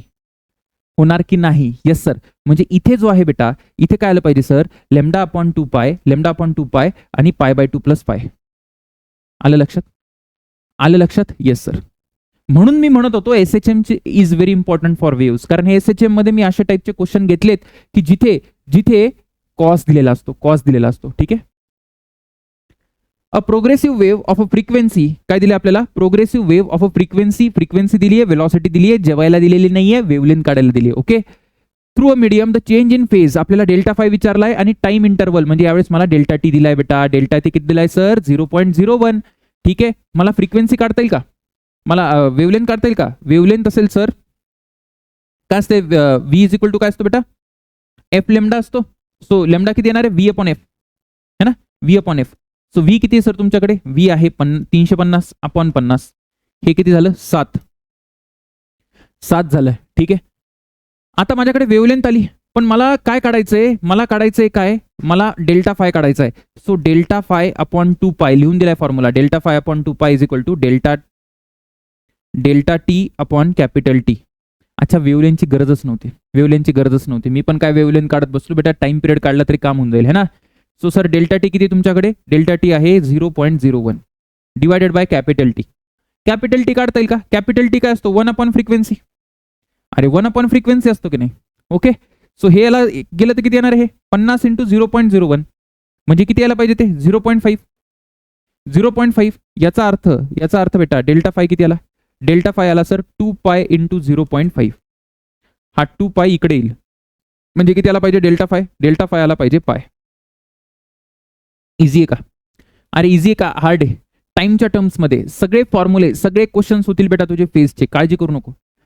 Wave travelling with velocity, frequency दिलेली आहे, phase difference between two displacement at a certain point T is equal to 10⁻³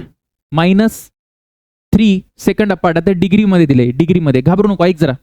10⁻³ आहे ना, delta T upon capital T is equal to delta phi काय होतं, डेल्टा फाय अपॉन 2π.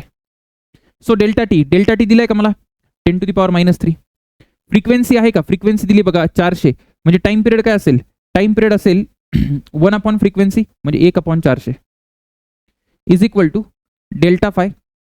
या 2π ला इकडे घेऊन येऊ आपण, 2π ला इकडे घेऊन येऊ. किती यायला पाहिजे हे सर, हे यायला पाहिजे delta phi is equal to 400 into 2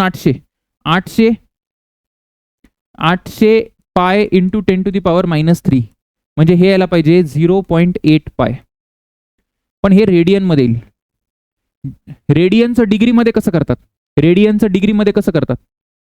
so रेडियनचं जर डिग्रीमध्ये करायचं असेल तर आपण काय करतो, 180/π ने मल्टिप्लाय करतो.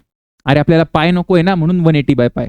जर रेडियन डिग्रीचं रेडियनमध्ये करायचं असेल तर π/180, कारण आपल्याला पाय पाहिजे तिथे. Okay, so 0.8π into 180/π. ठीक आहे, पाय कॅन्सल झालं बेटा. 180 इंटू 0.8, 180 इंटू 0.8 किती होतात बघा बरं, 144 येते का, 144 येते का, यायला पाहिजे. Easy sir, easy. Speed of a wave in a string, याच्यावर पण प्रश्न विचारले सीईटीने.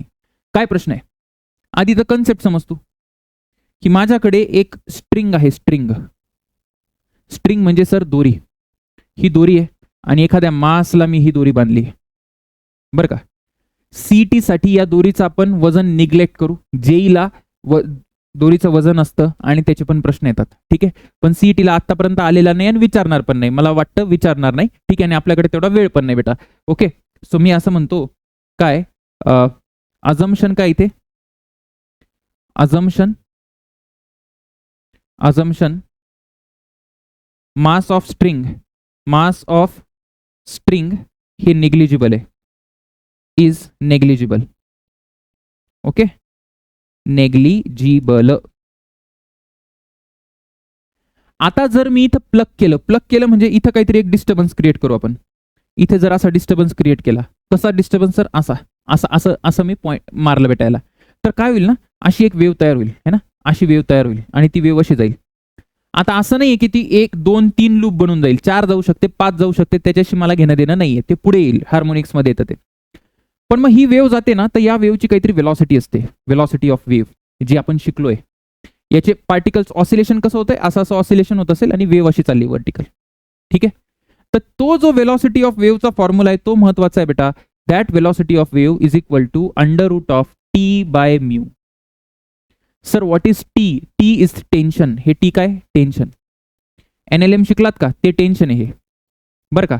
आणि म्यू काय बेटा, म्यू आहे लिनियर मास डेन्सिटी.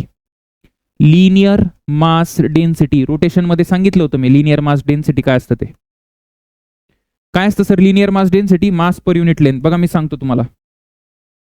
सगळ्यात पहिले मला जर टी लिहायचं असेल इथे तर किती लिहिल मी, capital MG.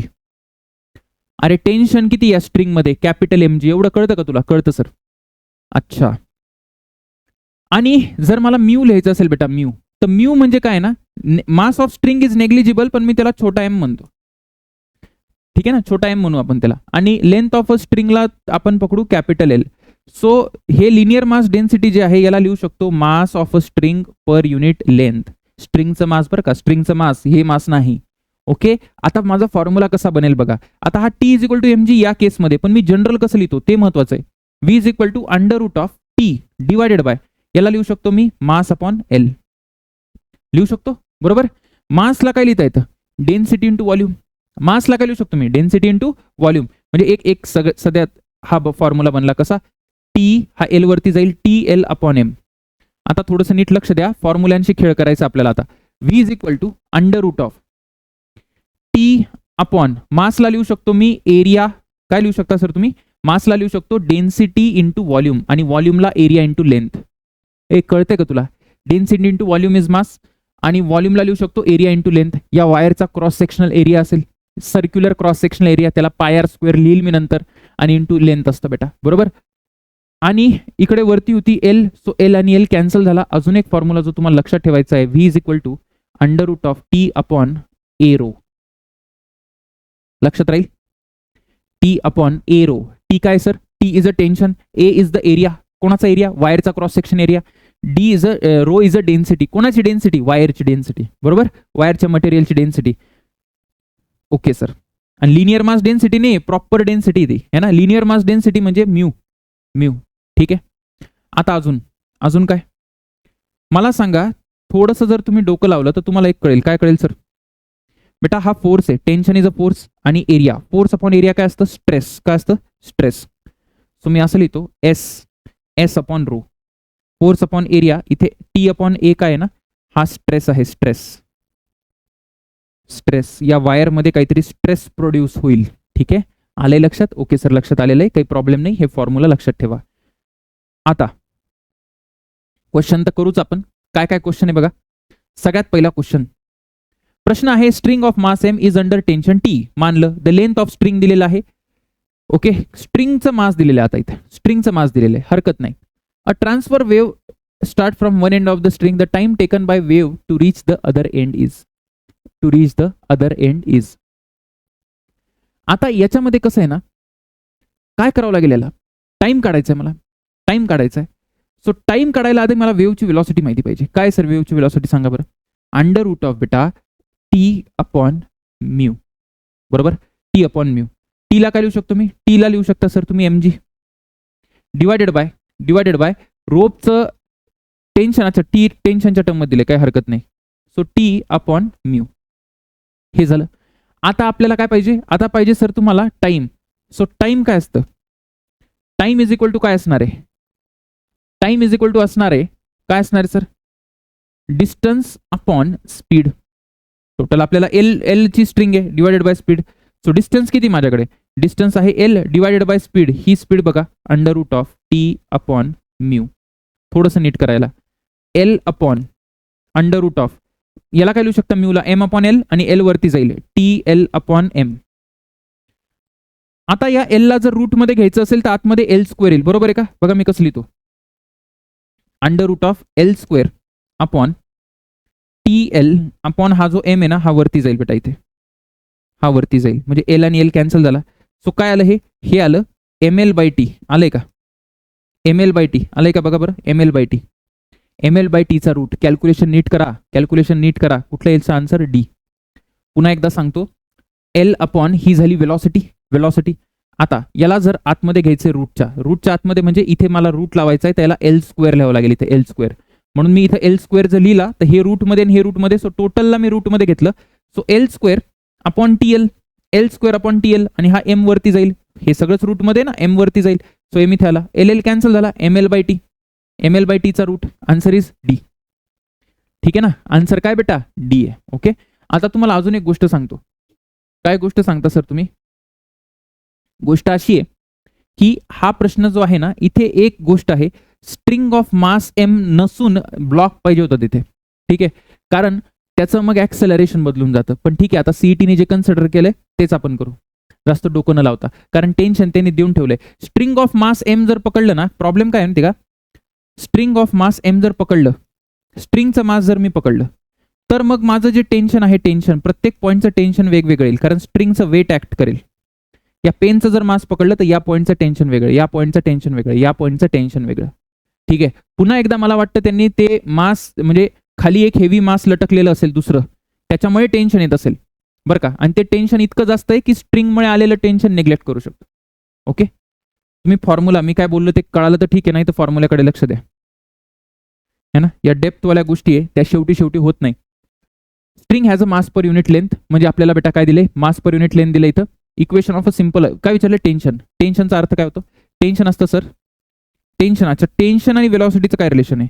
So V is equal to under root of T by mu. ठीक आहे, दोन्ही साईडला स्क्वेअर केलं तर v square is equal to T by mu.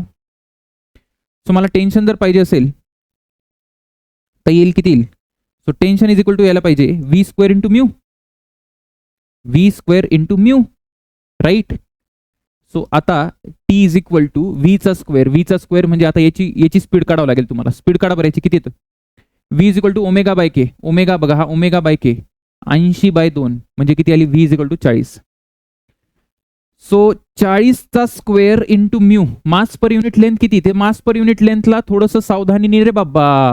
Mass per unit length काय सर 10⁻⁻6 आणि डिवायडेड बाय 10⁻⁻2 हेल 10⁻⁻4. अरे एस आय मध्ये करशील का नाही केजी पर मीटर मध्ये. Okay sir. सो इथे इंटू बेटा 10⁻⁻4. तर हे किती यायला पाहिजे टी इज इक्वल टू 40चा स्क्वेअर येतो 1600. 1600 इंटू 10⁻⁻4. सो 1 2 3 4 1 2 3 4 0.16 आलाय. 0.16 आहे का. Is there answer. येस. इथं सावधानी बरं का, इथे एकदम सावधानी. काही होऊ शकतं बेटा. इथे एक पॉईंट गेला का तुझं आन्सर गेलं. जर तू इथं कन्व्हर्जन नाही केलं तर आन्सर गेलं. ठीक. पुढे बघा. हा एक चांगला प्रश्न आहे. काय प्रश्न आलाय. A uniform rope of length L and mass m hangs vertically from a rigid support. ठीक. The block of mass capital M1 is attach to the free end of the rope. थोडं सावधानीने. एक माझ्याकडे इथे ब्लॉक आहे free end of the रोपला आणि या रोपचं मास दिलंय त्यांनी किती कॅपिटल M. ठीक. A transverse wave of λ1 is produced at the lower end. इथे माझ्याकडे वेवलेंथ किती. इथे वेवलेंथ आहे λ1 आणि म्हणतात टॉपला वेवलेंथ आहे λ2. आता एक गोष्ट लक्षात ठेवा काय लॅम्डा असतो बेटा एफ इंटू व्ही है ना. Lambda is equal to f into v नाही यार काय मी सारखं formula. V is equal to असतो f lambda right. So f तर कॉन्स्टंट असतो. एफ काय असतो कॉन्स्टंट. लक्षात ठेवायचं. फ्रिक्वेन्सी कधीही बदलणार नाही या चॅप्टर मध्ये जोपर्यंत ते एक्सक्लुझिव्हली देत नाही. जर ते देत नाही तर फ्रिक्वेन्सी कॉन्स्टंट असते. फ्रिक्वेन्सी म्हणजे काय जो सोर्स आहे ना सोर्स किती टाइम पिरियडनी किंवा किती फ्रिक्वेन्सीनी किती ऑसिलेशन्स करतोय तो तर ती सोर्सची प्रॉपर्टी आहे. बाकी स्पीड व्हॅरी करू शकते है ना. तुम्ही मीडियम बदललं ना तर स्पीड व्हॅरी करते. जर तुम्ही म्यू बदलला बारीक दोरी जाड दोरी तर म्यू बदलेल बेटा है ना. म्यू बदलला तर व्ही बदलेल. सो मी असं म्हणू शकतो इथे काय म्हणू शकतो sir V is directly proportional to lambda है ना. जो चेंज वेलॉसिटी मध्ये होईल तोच चेंज कशात होईल लॅम्डा मध्ये होईल वेवलेंथ मध्ये होईल. ठीक. फ्रिक्वेन्सी मात्र कॉन्स्टंट राहील. तर इथे जसं λ1 आणि λ2 आहे तर त्यांनी विचारलंय की λ2 आणि λ1 चा रेशो काय. तर काळजी न करता एक गोष्ट तुम्ही लक्षात घ्या. थोडंसं मला कॉपरेट करा. मला असं म्हणायचंय की V1 अपॉन किंवा असं म्हणतो मी V2 अपॉन कारण हे एकमेकाला प्रोपोर्शनल आहे ना directly. V2 upon V1 is equal to λ2 upon λ1. So मला इनडायरेक्टली V2 अपॉन V1 काढायचंय. तर कसं काढणार. सगळ्यात पहिले वेलॉसिटीचा फॉर्म्युला काय होता. वेलॉसिटीचा फॉर्म्युला होता sir under root of TL upon capital M. TL upon capital M है ना. म्यूच्या जागी मी M अपॉन L टाकलंय बस बाकी काही केलेलं नाही. आता इथे सीईटीचा हा का चांगला प्रश्न आहे कारण या पॉइंटचं जे टेन्शन आहे या पॉइंटचं टेन्शन काय NLM जर तुमचं झालं असेल तर फक्त याचं मास येणार आहे. या पॉइंटला फक्त याचं वजन येणार आहे. ठीक आहे. सो मी म्हणतो इकडे जे टेन्शन आहे T1 ते आहे M1 इंटू G. फक्त याचं वजन उचलावं लागेल. पण जर मी इथे पकडलं बेटा इथे पकडलं तर माझ्या हाताला या दोरीचं प्लस या मासचं वजन आहे. ठीक आहे. सो जे हा माझा T2 आहे ना T2 दॅट इज याचं दोघांचं mass capital M plus small m हा जो M1 आहे इंटू G. हे टेन्शन वेगवेगळे झालेत. आता त्यांनी दोरीचं मास कन्सिडर केलंय कारण ऑप्शन वरून कळतंय आणि त्यांनी दिलं पण आहे. ठीक आहे. Okay sir. ओके. सो मग मला काय लिहावं लागेल मी म्हणतो V1 अपॉन V2 का V2 अपॉन V1 पाहिजे आपल्याला. V2 अपॉन V1 पाहिजे सर तुम्हाला. V2 upon V1 is equal to काय येणार आहे मला सांगा. लेंथ बदलली का स्ट्रिंगची लेंथ बदलली का नाही. कॅपिटल M बदलला का बदलला ना सर. अरे नाही बदलला. कॅपिटल M म्हणजे रोपचं मास आहे. दोन्हीकडे तुम्हाला रोपचं मास लिहावं लागेल कारण हा टर्म लिनियर मास डेन्सिटी मधून आलाय. मग काय बदललंय फक्त टेन्शन म्हणजे असं येणार आहे under root of T2 bye T1. मग आता आला answer V2 upon V1 is equal to under root of बेटा T2 काय येणार आहे T2 आहे M plus M1 into G divided by M1 into G. कुठला आन्सर आहे बघा बरं M plus M1 upon M. A very good question चांगला प्रश्न आहे कळायला पाहिजे तुम्हाला. ठीक. 2 कॉपर वायर्स 2 कॉपर वायर आहेत माझ्याकडे रेडियस R1 आणि R2 च्या आणि subjected to the same tension. Transverse wave स्पीडच्या बाबतीत म्हणतायत ते प्लग केले म्हणजे ट्रान्सवर्स वेव्ह जनरेट झाली आणि कुठे ट्रॅव्हल फास्ट होईल. मी तुम्हाला स्पीडचा फॉर्म्युला दिलाय. काय फॉर्म्युला आहे sir under root of T by mu. पण अजून एक फॉर्म्युला मी तुम्हाला लिहून दिलाय. काय फॉर्म्युला लिहून दिला बेटा V is equal to under root of काय होतं सर, काय फॉर्म्युला होता बघा बरं, डेन्सिटीच्या टर्ममध्ये एक फॉर्म्युला लिहून दिलाय, टी अपॉन ए रो आहे का formula, T upon A row हा फॉर्म्युला आहे का, हा फॉर्म्युला तुम्ही का वापरला सर, कारण बेटा मला रेडियस दिलाय, एरियाच्या टर्म्स मध्ये गोष्टी करतायत, कॉपरची वायर दिली म्हणजे डेन्सिटी कॉन्स्टंट असणार आहे, ठीक आहे ना, कारण मी हा फॉर्म्युला नाही वापरू शकत कारण मला कॉपरच्या वायरची लेंथ दिलीच नाहीये, कुठे दिली मला लेंथ, लिनियर मास डेन्सिटी दिली असते तर हा फॉर्म्युला वापरला असता, मास दिलं असेल लेंथ दिलं असेल पण नाही दिलंय ना, मग हा वापरला. आता मला सांगा माझ्याकडे टेन्शन सेम आहे का, सेम टेन्शन, अच्छा डेन्सिटी सेम आहे का, डेन्सिटी पण सेम आहे, मी म्हणतो T1 is equal to T2, ρ1 is equal to ρ2, हे तर का बरं, सेम मटेरियल, कॉपरची डेन्सिटी सेम राहील, अरे हो की नाही, कॉपरची काय सेम राहील सर, डेन्सिटी सेम राहील. जर तुम्ही डायरेक्ट त्याचा रेशो घेतला आणि तुम्ही म्हटलं सर म्यू तर सेमच असेल ना, लिनियर मास डेन्सिटी सेम असेल ना, सेम मटेरियलला, तसं नसतं, सेम मटेरियलला डेन्सिटी सेम असते, लिनियर मास डेन्सिटी नाही, कॉपरची जाड वायर असेल तर त्याचा लॅम्डा लिनियर मास डेन्सिटी जास्त असेल आणि कॉपरची बारीक वायर असेल तर त्याचा लिनियर मास डेन्सिटी काय असेल, कमी असेल, जर सेम लेंथ पकडली तर, कळते का, पण डेन्सिटी मात्र दोघांची सेम असेल कारण मटेरियल सेम आहे. सो मग आता मला कळालं की मी असं म्हणतो V1 अपॉन V2, ठीक आहे, V1 अपॉन V2 काय येणार आहे, मला जर स्पीड काढायची तर, सो अंडर रूट ऑफ बघा एरियाच्या इन्व्हर्सली प्रोपोर्शनल आहे, एरियाच्या इन्व्हर्सली म्हणजे इथे यायला पाहिजे A2 अपॉन A1. आता बेटा मी तुला एक सांगतो, एरिया काय असणार आहे, एरिया असेल पाय आर स्क्वेअर, कारण ते वायरचा सर्क्युलर क्रॉस सेक्शन येतो, सर्क्युलर क्रॉस सेक्शन, ठीक आहे, सो इथे येईल पाय R2 square upon pi R1 square, हे येईल बेटा R2 बाय R1. मला सांग कोण मोठं आहे, R1 मोठं आहे का R2 मोठं आहे, सर R1 मोठा आहे, जर R1 मोठा असेल तर हा रेशो लेस दॅन 1 यायला पाहिजे, अरे येईल की नाही रेशो लेस दॅन 1, हो, जर R1 मोठा आहे तर हा रेशो लेस दॅन 1 यायला पाहिजे, याचा अर्थ V1 bye V2 is less than 1, म्हणजे V2 is greater than V1, V2 is greater than V1, V2 is greater than V1 म्हणजे travel with faster in thinner wire, बरोबर. एवढं सॉल्व का करून दिलं, कारण तुम्हाला उद्या विचारू शकतात, V1 देऊ शकतात आणि V2 विचारू शकतात, V1 दिलाय आणि V2 विचारलाय, ते मग तुम्हाला रिलेशन माहिती पाहिजे. जर मी असतो तर मला डायरेक्ट कळते V is equal to under root T upon A rho, बरोबर, ज्याचा एरिया छोटा त्याची स्पीड जास्त, ज्याचा एरिया छोटा त्याची स्पीड जास्त, मग थिनर वायरला फास्ट आहे, आलं लक्षात, okay okay sir. A wire is under tension, हा पण तसाच प्रश्न आहे, टेन्शन 2 kg वेट, पहिल्यांदा जे T1 आहे ते किती आहे, 20 न्यूटन आहे, 2 kg वेट म्हणजे 2G है ना, 20 न्यूटन, आणि सम स्पीड म्हणजे इथे काहीतरी V1 असेल, tension in wire is increase so that wave travels through, आता T2 विचारलाय त्यांनी, बेसिकली T2 काढून घेऊ आपण, T2 नाही विचारलाय, काहीतरी वेगळं विचारलंय, original speed thrice the original speed, म्हणजे असं म्हणतंय V2 is equal to 3V1 आहे, बरं का, V2 इज इक्वल टू काय 3V1 आहे, आणि म्हणता इन्क्रीज इन टेन्शन विचारलंय, टेन्शन नाही विचारलंय, नीट लक्ष दे. मी म्हणतो बेटा V2 upon V1 is equal to under root of T2 upon T1, अरे हो की नाही, कारण लिनियर मास डेन्सिटी सेमच असेल, वायर तर सेमच आहे ना, अरे वायरला थोडे काही चेंज केलंय त्यांनी, त्याला वायरला फक्त मास ऍड केलंय खाली, that is not part of mu, बरोबर, येस सर.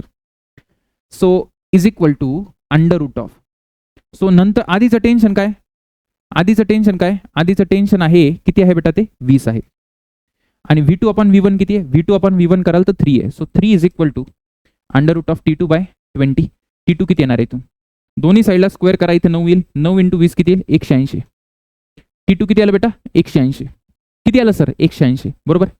मला सांगा इन्क्रीज इन वेट, किती इन्क्रीज इन वेट विचारलंय, म्हणजे आपण आधी डिफरन्स काढू, आधी 20 न्यूटनचा फोर्स होता, आता 180 न्यूटनचा फोर्स आहे, so T2 minus T1, additional force किती आला, ऍडिशनल फोर्स आला 180 मायनस 20, म्हणजे हे आलं 160 न्यूटन, 160 न्यूटनचा ऍडिशनल फोर्स आला, म्हणजे ऍडिशनल वेट किती केलं असणार आहे त्यांनी, 16 kg वेट, अरे हो की नाही, 160 न्यूटन म्हणजे किती वेट, 16 kgचं वेट, 16 kgचं बाय डिवाइड करायचं 10 ने, ठीक आहे, so answer is D, answer काय बेटा, डी.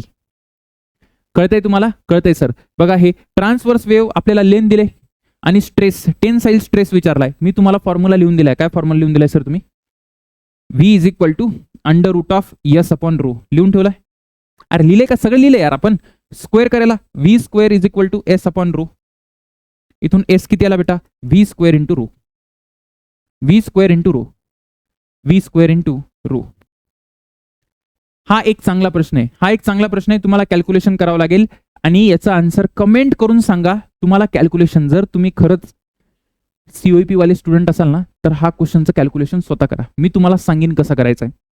अ वायर PQ, वायर PQ एवढं अवघड नाहीये, पण तरी करा. Wire PQ has length 4.8 metre आणि मास दिले बेटा. Another wire QR has length आणि त्याचं मास दिले. Both wire have same radius and joined as a single wire. बघा, एक माझ्याकडे PQ नावाची वायर आहे आणि त्याला मी दुसरी वायर जॉईन करतोय आणि त्याचं नाव आहे QR. सो बेसिकली हे PQR असं आहे. ठीक, आणि आपल्याला टेन्शन दिलंय. टेन्शन दोन्हीकडे सेम आहे बरं का. टेन्शन काय सर? टेन्शन सेम आहे, कॉमन टेन्शन आहे 80 न्यूटन. आता ते काय म्हणतायत की एक वेव्ह पल्स ऑफ एम्प्लिट्यूड, त्याचं एम्प्लिट्यूड दिलंय is sent along wire PQ. म्हणजे इथून काहीतरी ती पल्स आली है ना, अशी काहीतरी पल्स येईल, मला नाही माहिती काय पल्स आहे. आता ती पल्स इथून पण जाईल आणि इथून पण जाईल. आणि त्यांनी काय विचारलंय, तुम्ही जर विचारलं तर time taken by the wave to reach the other end, म्हणजे इथून तर इथे जायला किती टाइम लागेल. तर इथे एक गोष्ट लक्षात ठेवा. पहिले मला इमानदारीने सांगा की टेन्शन म्हणजे स्पीड सेम राहील का? स्पीड सेम राहील का? टेन्शन सेम आहे, पण लिनियर मास डेन्सिटी वेगवेगळी असू शकते का? कारण पहिल्या वायरचं मास बघा, तुम्हाला काय सांगतोय मी, इथे बेटा तो V1 स्पीडनी जाईल आणि इथे V2 स्पीडनी जाईल. ठीक आहे, याचं तुम्हाला लेंथ दिली. किती लेंथ दिली सर? लेंथ आपल्याला दिली बघा, ही आहे 4.8 मीटर आणि ही लेंथ मला देऊन ठेवली. ही लेंथ किती देऊन ठेवली सर तुम्हाला? 2.56. ठीक, जो मला टोटल टाइम लागेल ना, that time is sum of this time T1 plus T2. बरोबर, this time plus this time. मग T1 ला काय लिहू शकतो मी? L1 upon V1 plus L2 upon V2. ठीक आहे, आता विषय असा आहे सर, तुम्ही V1 आणि V2 कसं काढाल मी ते पण तुम्हाला लिहून देतो. कॅल्क्युलेशन तुला करायचंय. V1 is equal to under root of येईल बेटा T अपॉन μ1 आणि V2 ला लिहिशील under root of T upon μ2. आणि μ1 काय? μ1 म्हणजे काय? लिनियर मास डेन्सिटी आहे. μ1 म्हणजे आहे m1 अपॉन L1. अरे दिलंय का दादा? दिलंय का? याचं मास दिलंय, PQचं मास दिलंय आणि लेंथ दिली आहे. आणि μ2 म्हणजे m2 upon L2. Yes or no? Yes sir. तर हे तुम्ही काढा, हे कॅल्क्युलेट करा आणि इथे बघा काय आन्सर येतं. काय आन्सर येतं बघा. हा, एवढं अवघड कॅल्क्युलेशन नाही, सीईटीनी आयुष्य सोपं केलंय तुमचं. आणि हा जो एम्प्लिट्यूड दिलाय आपल्याला, हा जो एम्प्लिट्यूड दिलाय तो फसवायला दिलाय. ठीक आहे, त्याचं काहीही काम नाहीये. एम्प्लिट्यूड आणि टाइमचा काहीच संबंध नाही बेटा, किती टाइम लागेल. Okay, so very good question, very good question. आता रिफ्लेक्शन ऑफ वेव्ह एकदम इझी टॉपिक आहे, ह्याच्यात काहीच दम नाहीये. सांगतो मी तुम्हाला काय, एकदम सोपं आहे. जर याचे 4-5 पॉईंट लक्षात ठेवायचे फक्त, बाकी काही विषय नाही. सगळ्यात पहिले ही वॉल आहे बेटा. ही काय सर? वॉल. वॉल म्हणजे असतो रिजिड एंड. वॉल म्हणजे काय असतं? नेहमी रिजिड असतं. तर एखादी वेव्ह आहे, ही कुठली वेव्ह आहे? String wave. कारण स्ट्रिंग वेव्ह स्ट्रिंग मध्ये ट्रॅव्हल करते, बरोबर. तर जेव्हा ती भिंतीला धडकेल ना, तेव्हा अशी उलटी करून येते. म्हणजे फेज डिफरन्स असतो. कितीचा फेज डिफरन्स असतो? पायचा फेज डिफरन्स असतो. म्हणजे जर हा पॉईंट सुरुवातीला आता इथून असा आला, सपोज याला असं जायचं असेल, सपोज असं जायचं असेल याला, तर हा असा येईल रिटर्न येताना. ठीक आहे, तसं बघा आता इथे काय, इथे आहे सर क्रेस्ट, तर इथे काय आले? ट्रफ आलं. म्हणजे जी वेव्ह आहे ना, त्याची एकदम उलटी करून येते जेव्हा रिजिड बाउंड्री पासून रिफ्लेक्शन झालं. तर मी असं म्हणतो, याला चांगल्या भाषेत लिहू आपण. जर मी रेअरर मीडियम पासून कुठे गेलो सर? डेन्सर मीडियमला गेलो, तर काय होतं बेटा? इथे डेल्टा फाय म्हणजे कितीचा फेज डिफरन्स येतो? पायचा फेज डिफरन्स येतो. हे रेअरर मीडियम आहे, सपोज हवा आहे, आणि वॉल म्हणजे रिजिड मीडियम. आलं लक्षात? त्याच पद्धतीने आपल्याकडे 2 दोऱ्या आहेत है ना. ही एक दोरी आहे, ही काय ना, ही रेअरर आहे. का बरं रेअरर आहे सर? ही थिन वायर आहे बेटा, थिन वायर आहे. ठीक आहे ना, थिन वायर आहे. आणि ही थिक वायर आहे, दुसरी जाड दोरी, त्याची डेन्सिटी जास्त आहे. या वायरची काय जास्त आहे सर? डेन्सिटी जास्त आहे. सो ही थिक वायर आहे. सो जेव्हा मी थिन पासून थिकला जातो, थिन पासून वेव्ह आली, थिकला गेली, म्हणजे कुठून चाललोय मी? रेअरर पासून डेन्सरला. थिक म्हणजे मला म्हणायचंय डेन्सर, आणि ही रेअरर म्हणजे काय? इथे थिन वायर आहे. सो जेव्हा रेअरर पासून डेन्सरला जातो, तेव्हा काय झाले बघा? वेव्ह रिफ्लेक्ट झाली. रिफ्लेक्ट होताना काय होतंय ना, फेज काय? इथे परत एकदा डेल्टा फाय किती? इथे आहे सर पाय. कळते का तुम्हाला? रिव्हर्स झाली बेटा, रिव्हर्स. फेज डिफरन्स किती आहे? पाय आहे. दुसरी गोष्ट, ही वेव्ह आहे ना, ही काही प्रमाणात सरळ गेली. म्हणजे सपोज 100 याच्याकडे एनर्जी असेल तर काही एनर्जी 60 रिफ्लेक्ट झाली, 40 तिकडे गेली, ही ट्रान्समिट झाली बरं का. ही काय सर ट्रान्समिट आहे. This is called as transmission. ही ट्रान्समिट आहे, ट्रान्समिटेड है ना. आणि सर हे काय, सर हे काय बेटा, हे रिफ्लेक्टेड आहे, रिफ्लेक्टेड. सो ट्रान्समिशन मध्ये जो फेज डिफरन्स असतो तो नेहमी 0 असतो. किती असतो सर, नेहमी 0 असतो. आलं लक्षात. मात्र रेअरर पासून डेन्सर गेलं तर पायचा phase difference. Clear, clear sir. इथे बघा आता हा रिंग आहे, रिंग ही काय सर, रिंग आहे. So ring is a rarer medium. काय मीडियम आहे सर, रेअर. आणि जे आपलं नॉर्मल स्ट्रिंगचं आहे ते डेन्सर मीडियम, कारण रिंगची डेन्सिटी कमी असते म्हणून आपण असं म्हणतो. ठीक आहे. आता जी वेव्ह चालली आहे बेटा, जी वेव्ह चालली तशीच्या तशी परत येईल. म्हणजे जर मी डेन्सर पासून रेअररला चाललो तर फेज डिफरन्स किती आहे, 0. फेज डिफरन्स काय सर, 0. त्याच पद्धतीने जर माझ्याकडे हेवी रोप आहे, हेवी रोप म्हणा, थिक रोप म्हणा, है ना, थिक रोप आहे, ही थिक रोप आहे म्हणजे ही काय झाली, डेन्स. मग आता मी कुठून चाललो सर, डेन्स पासून कुठे चालला तुम्ही, रेअरला. मग डेन्स पासून जर रेअरला चाललो, तर फेज काय काही होतं का, काहीच होत नाही. बघा हे असं आलं, ही परत रिटर्न आली, ही रिफ्लेक्टेड वेव्ह आहे. इथे डेल्टा फाय किती बेटा, 0. आणि इथे ही ट्रान्समिटेड आहे, याचा डेल्टा फाय नेहमी काय असतो, 0. क्लिअर आहे का. सो स्ट्रिंग वेव्ह मध्ये ही कुठली वेव्ह आहे, हे कशासाठी केले आपण, दिस इज फॉर विच वेव्ह, हे बेटा हे स्ट्रिंग वेव्ह आहे. कुठल्या वेव्ह आहेत सर, या स्ट्रिंग वेव्ह.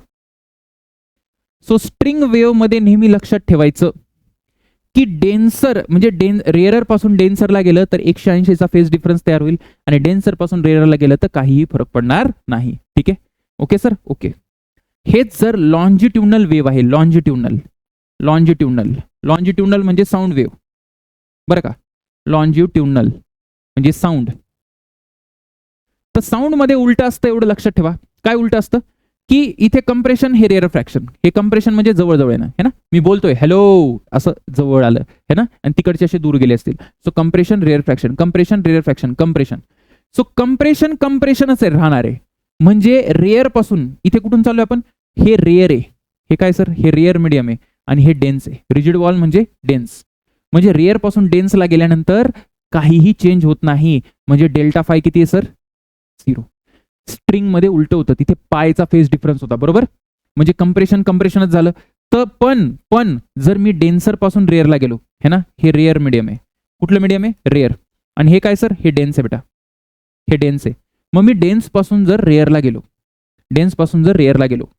तर स्ट्रिंग मध्ये काय होतं, नो फेज डिफरन्स. पण इथे काय होतं, इथे हे कंप्रेशन रेअर फ्रॅक्शन मध्ये तयार झालंय, कंप्रेशन रेअर फ्रॅक्शन मध्ये. म्हणजे इथे डेल्टा फाय किती सर, पाय. बस एवढं लक्षात ठेवा, काम होऊन जाईल तुमचं. बघा प्रश्न करू. Phase difference Wien longitudinal wave म्हणजे कुठली वेव्ह, साऊंड वेव्ह सारखी, is reflected from rigid wall. जर डेन्सर मीडियम असेल तर काही फरक पडत नाही त्याला, म्हणजे 0. Correct, okay sir. Pulse wave train travel along the stretch string. फक्त बघा कुठली वेव्ह आहे, स्ट्रिंग वेव्ह आहे ही. ठीक आहे. रिचेस फिक्स एंडचा अर्थ काय होतो, फिक्स एंड म्हणजे रिजिड एंड बरं का, rigid end of the string. आता फिक्स एंड जर असेल तर काय होतं, फिक्स एंड म्हणजे वॉल सारखं. रिजिड एंडला काय होतं, तर रिजिड एंडला पायचा फेज डिफरन्स होतो. So phase change of 180 degree बरोबर आहे, हे बरोबर आहे, हे नाही येणार. आणि वेलॉसिटी तर रिव्हर्स होते ना. म्हणजे मी म्हणतो अशी जर जात असेल बेटा ती, तर ही अशी येते, वेलॉसिटी तर रिव्हर्स झाली, ही वेलॉसिटी रिव्हर्स झाली. याचा अर्थ कुठला येईल, हे येईल, a phase change of 180 degree with reversal of velocity. Sound wave of frequency fall normally on a perfectly reflecting wall आहे, वॉल. ठीक आहे, वॉल आहे. The shortest distance from the wall at which all particle have maximum amplitude. कसं करणार बघा, ही माझ्याकडे wall आहे, नेहमी लक्षात ठेवायचं. आता बघा सपोज अशी माझ्याकडे वेव्ह आली, ठीक, वॉल पासून आली, ही येणारी वेव्ह आहे, ही येणारी, जाणारी कशी असेल, अशीच असेल का, अशीच असायला पाहिजे बरोबर, एक्झॅक्टली याच्या अपोजिट. आता त्यांनी काय म्हटलंय ना, shortest distance from the wall at which all particle will have maximum amplitude. All particles have काय, मॅक्सिमम अँप्लिट्यूड. ठीक आहे. आता मॅक्सिमम अँप्लिट्यूडचा अर्थ कळतो का तुम्हाला, मॅक्सिमम अँप्लिट्यूड म्हणजे हे बघा, हे थांबा तुम्हाला सांगतो, हे आहे मॅक्सिमम अँप्लिट्यूड. हे किती आहे सर, ए. आणि इथे मॅक्सिमम अँप्लिट्यूड किती आहे, ए बरोबर ना. हा डिस्टन्स किती असतो, तर हे लक्षात ठेवा, हे मी तुम्हाला पुढे शिकवेल. हा डिस्टन्स असतो बेटा लेमडा बाय 4. किती असतो sir? Lambda by 4. Lambda by 4. हा लेमडा बाय 4 असतो, हा लेमडा बाय 2 असतो है ना. हा लेमडा बाय 2, हा लेमडा बाय 2, टोटल लेमडा है ना. आणि हा lambda by 2, lambda by 4, lambda by 4 लक्षात ठेवा. सो मग आता आधी तुम्ही काय करा, तुम्ही आधी लेमडा काढून घ्या. लेमडा कसं काढाल? V is equal to F lambda. So V is equal to, V किती आहे माझ्याकडे? 300. 300 इज इक्वल टू एफ किती आहे? 600 इंटू लेमडा. सो लेमडा किती आला माझ्याकडे? 0.5.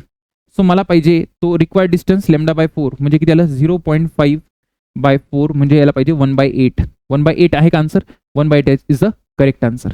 ठीक आहे, आलं लक्षात. इथे गडबड करू नका, इथे शॉर्टेस्ट डिस्टन्स विचारलाय म्हणून मी लेमडा बाय 4 मला घ्यावं लागलं. ओके. त्याच्यानंतर लॉन्जिट्युडनल वेव्ह ट्रॅव्हलिंग कुठून ट्रॅव्हल करते ती? Through a pipe closed at one end. Closed at one end. Pipe शिकवेल मी तुम्हाला पुढे. फक्त हा सोपा प्रश्न आहे. म्हणजे हे रिजिड आहे बेटा. हे काय? रिजिड.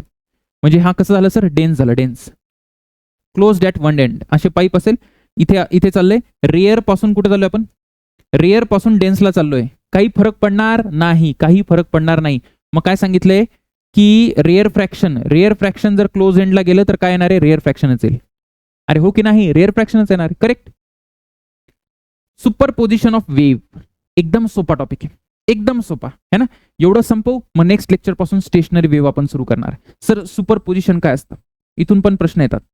सुपरपोजिशन म्हणजे काय बेटा? की माझ्याकडे एखादी वेव्ह आहे, अशी एखादी वेव्ह आहे, ठीक आहे, ही अशी वेव्ह. आणि मी आता दोन वेव्ह, अजून एक दुसरी वेव्ह घेतो बघा, अशी वेव्ह येतो, ही अशी वेव्ह. ते दोन्ही सेपरेट वेव्ह बरं का. दोन्ही कशा wave sir? Separate wave. Let's say याचा अँप्लिट्यूड मी पकडतो A1 आणि याचा अँप्लिट्यूड काय पकडता सर तुम्ही? A2. आणि निश्चितपणे आपण असं अज्युम करू, let's say assume A2 is greater than A1. Amplitude मोठा आहे. सर मी या दोघांचं ऍडिशन केलं. ऍडिशनचा अर्थ काय? जर त्या दोघांना एकाच वेळेस आणलं. एकाच वेळेस कसं आणाल सर तुम्ही? ही अशी चालली आहे सपोज आणि ही अशी येणार आहे. म्हणजे मला काय म्हणायचंय, ही एक अशी वेव्ह आहे बेटा आणि दुसरी कशी येते? अशी येते है ना. एकच वायर आहे. तर हे जेव्हा दोघं मीट करतील, तेव्हा मला एक वेव्ह कशी दिसेल? या दोघांपासून कशी वेव्ह बनेल? सर या दोघांपासून कशी वेव्ह मिळेल? हे अँप्लिट्यूड आणि हे दोघांचं सबट्रॅक्शन होतं बघा. कशी वेव्ह मिळेल? अशी छोटीशी वेव्ह झालेली मिळेल तुम्हाला. अशी छोटीशी वेव्ह झालेली मिळेल. कळतंय का तुम्हाला? आता हे जे अँप्लिट्यूड आहे ना, हे जे अँप्लिट्यूड आहे, लेटस से हे A डॅश, हे किती बेटा? A dash is equal to A2 minus A1. म्हणजे माझं अँप्लिट्यूड असं बदललेलं आहे. ठीक आहे, याला आपण डिस्ट्रक्टिव्ह इंटरफेरन्स म्हणतो. डिस्ट्रक्टिव्ह का? कारण अँप्लिट्यूड कमी झालंय. This is called as what? Destructive interference. Interference म्हणजे काय? एकाच पॉइंटला जेव्हा दोन वेव्ह मीट करतात, ठीक आहे ना, आणि त्यांच्यापासून एक तिसरी वेव्ह तयार होते, त्याला आपण इंटरफरन्स म्हणतो. ठीक, किंवा सुपरपोजिशन पण म्हणतात, काही विषय नाही. त्याच्यानंतर असं पण तर होऊ शकतं की ही अशी चालली होती सर, ठीक आहे, आणि ही दुसरी वेव्ह जी आहे, ही दुसरी वेव्ह अशी चालली होती, काही प्रॉब्लेम नाही. याचं अँप्लिट्यूड आपण परत एकदा A2 पकडू आणि हे A1 पकडू. ठीक. सो आता या दोघांचं जर ऍडिशन केलं, दोघांना एकाच पॉइंटला जर आणलं, तर तिसरी वेव्ह जी आहे ना, ती मोठी मिळेल मला. याचं अँप्लिट्यूड जे आहे ना बेटा, ते किती असेल सर? हे असेल A1 प्लस A2. आणि याला काय म्हणतो आपण? Constructive interference. कन्स्ट्रक्टिव्ह म्हणजे दोन जणांची एनर्जी काय झाली? ऍड झाली आहे. एनर्जी ऍड झाली आहे किंवा अँप्लिट्यूड काय बेटा? वाढले. ठीक आहे ना. Constructive interference. कळालं तुम्हाला बेसिक? यस सर, एकदम बेसिक आहे, काही अडचण नाही याच्यात. आता इथे आपल्याला शेवटी सॉल्व्ह करायचंय. सॉल्व्ह करायला काही गोष्टी लागतील. सो लेट अस से माझ्याकडे एक वेव्हची इक्वेशन आहे, y1 is equal to a sine omega T minus kx. दुसरी इक्वेशन आहे बेटा, दुसरी वेव्ह आहे a sine omega T minus kx plus phi. SHM मध्ये एकदम डिटेलमध्ये केलंय, तेच हे. आता मला जर ऍड करायचंय तिसरी वेव्ह जी आहे, y is equal to y3 म्हणतो, y1 प्लस y2.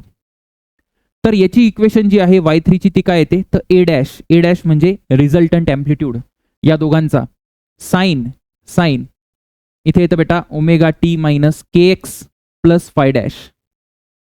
हे SHM मध्ये मी करून दिलेलं आहे, परत करणार नाही. ओके, म्हणून ते लेक्चर बघणं आवश्यक आहे.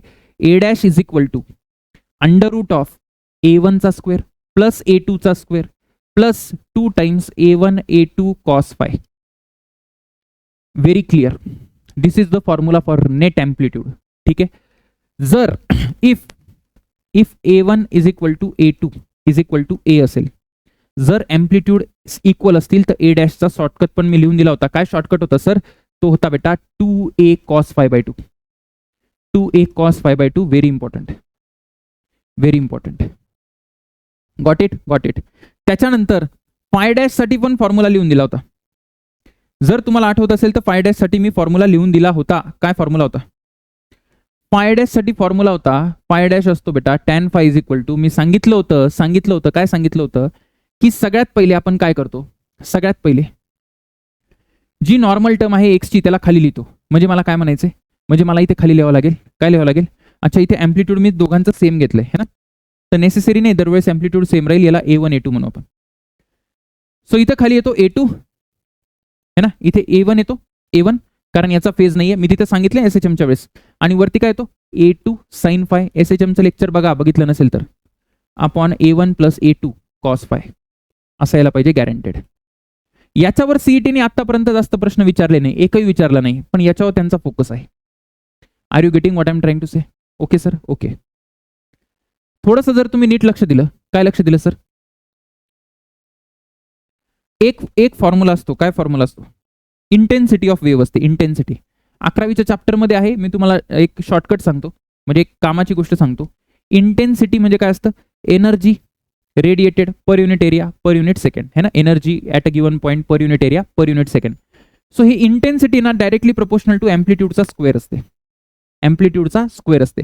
म्हणजे मला जर फॉर्म्युला लिहायचा असेल इंटेन्सिटीचा तर कसं लिहिता येईल? जर मी याला दोन्ही साईडला स्क्वेअर केलं तर काय येईल? तर ते यायला पाहिजे तुमच्याकडे A डॅशचा square is equal to A1 square plus A2 square plus 2 times A1 A2 cos phi. हे अँप्लिट्यूडचं रिलेशन झालं. जर मला इंटेन्सिटीचं रिलेशन पाहिजे तर काय येईल? हे यायला पाहिजे, किती यायला पाहिजे सर? हे येतं बेटा I dash, I dash. Okay, I dash, कारण A स्क्वेअरला I लिहू शकतो आपण, A स्क्वेअरला I लिहू शकतो, इज इक्वल टू इथे काय येईल? I1, A स्क्वेअरला I1, A1 स्क्वेअरला I1, A2 स्क्वेअरला I2 plus 2 times A1 स्क्वेअरला जर I1 लिहिलं तर A1 ला काय लिहू शकतो आपण? रूट I1 आणि A2 ला रूट I2 असं मल्टिप्लिकेशन येईल. ओके, असं मल्टिप्लिकेशन येईल आणि इथे काय येणार आहे? cos phi.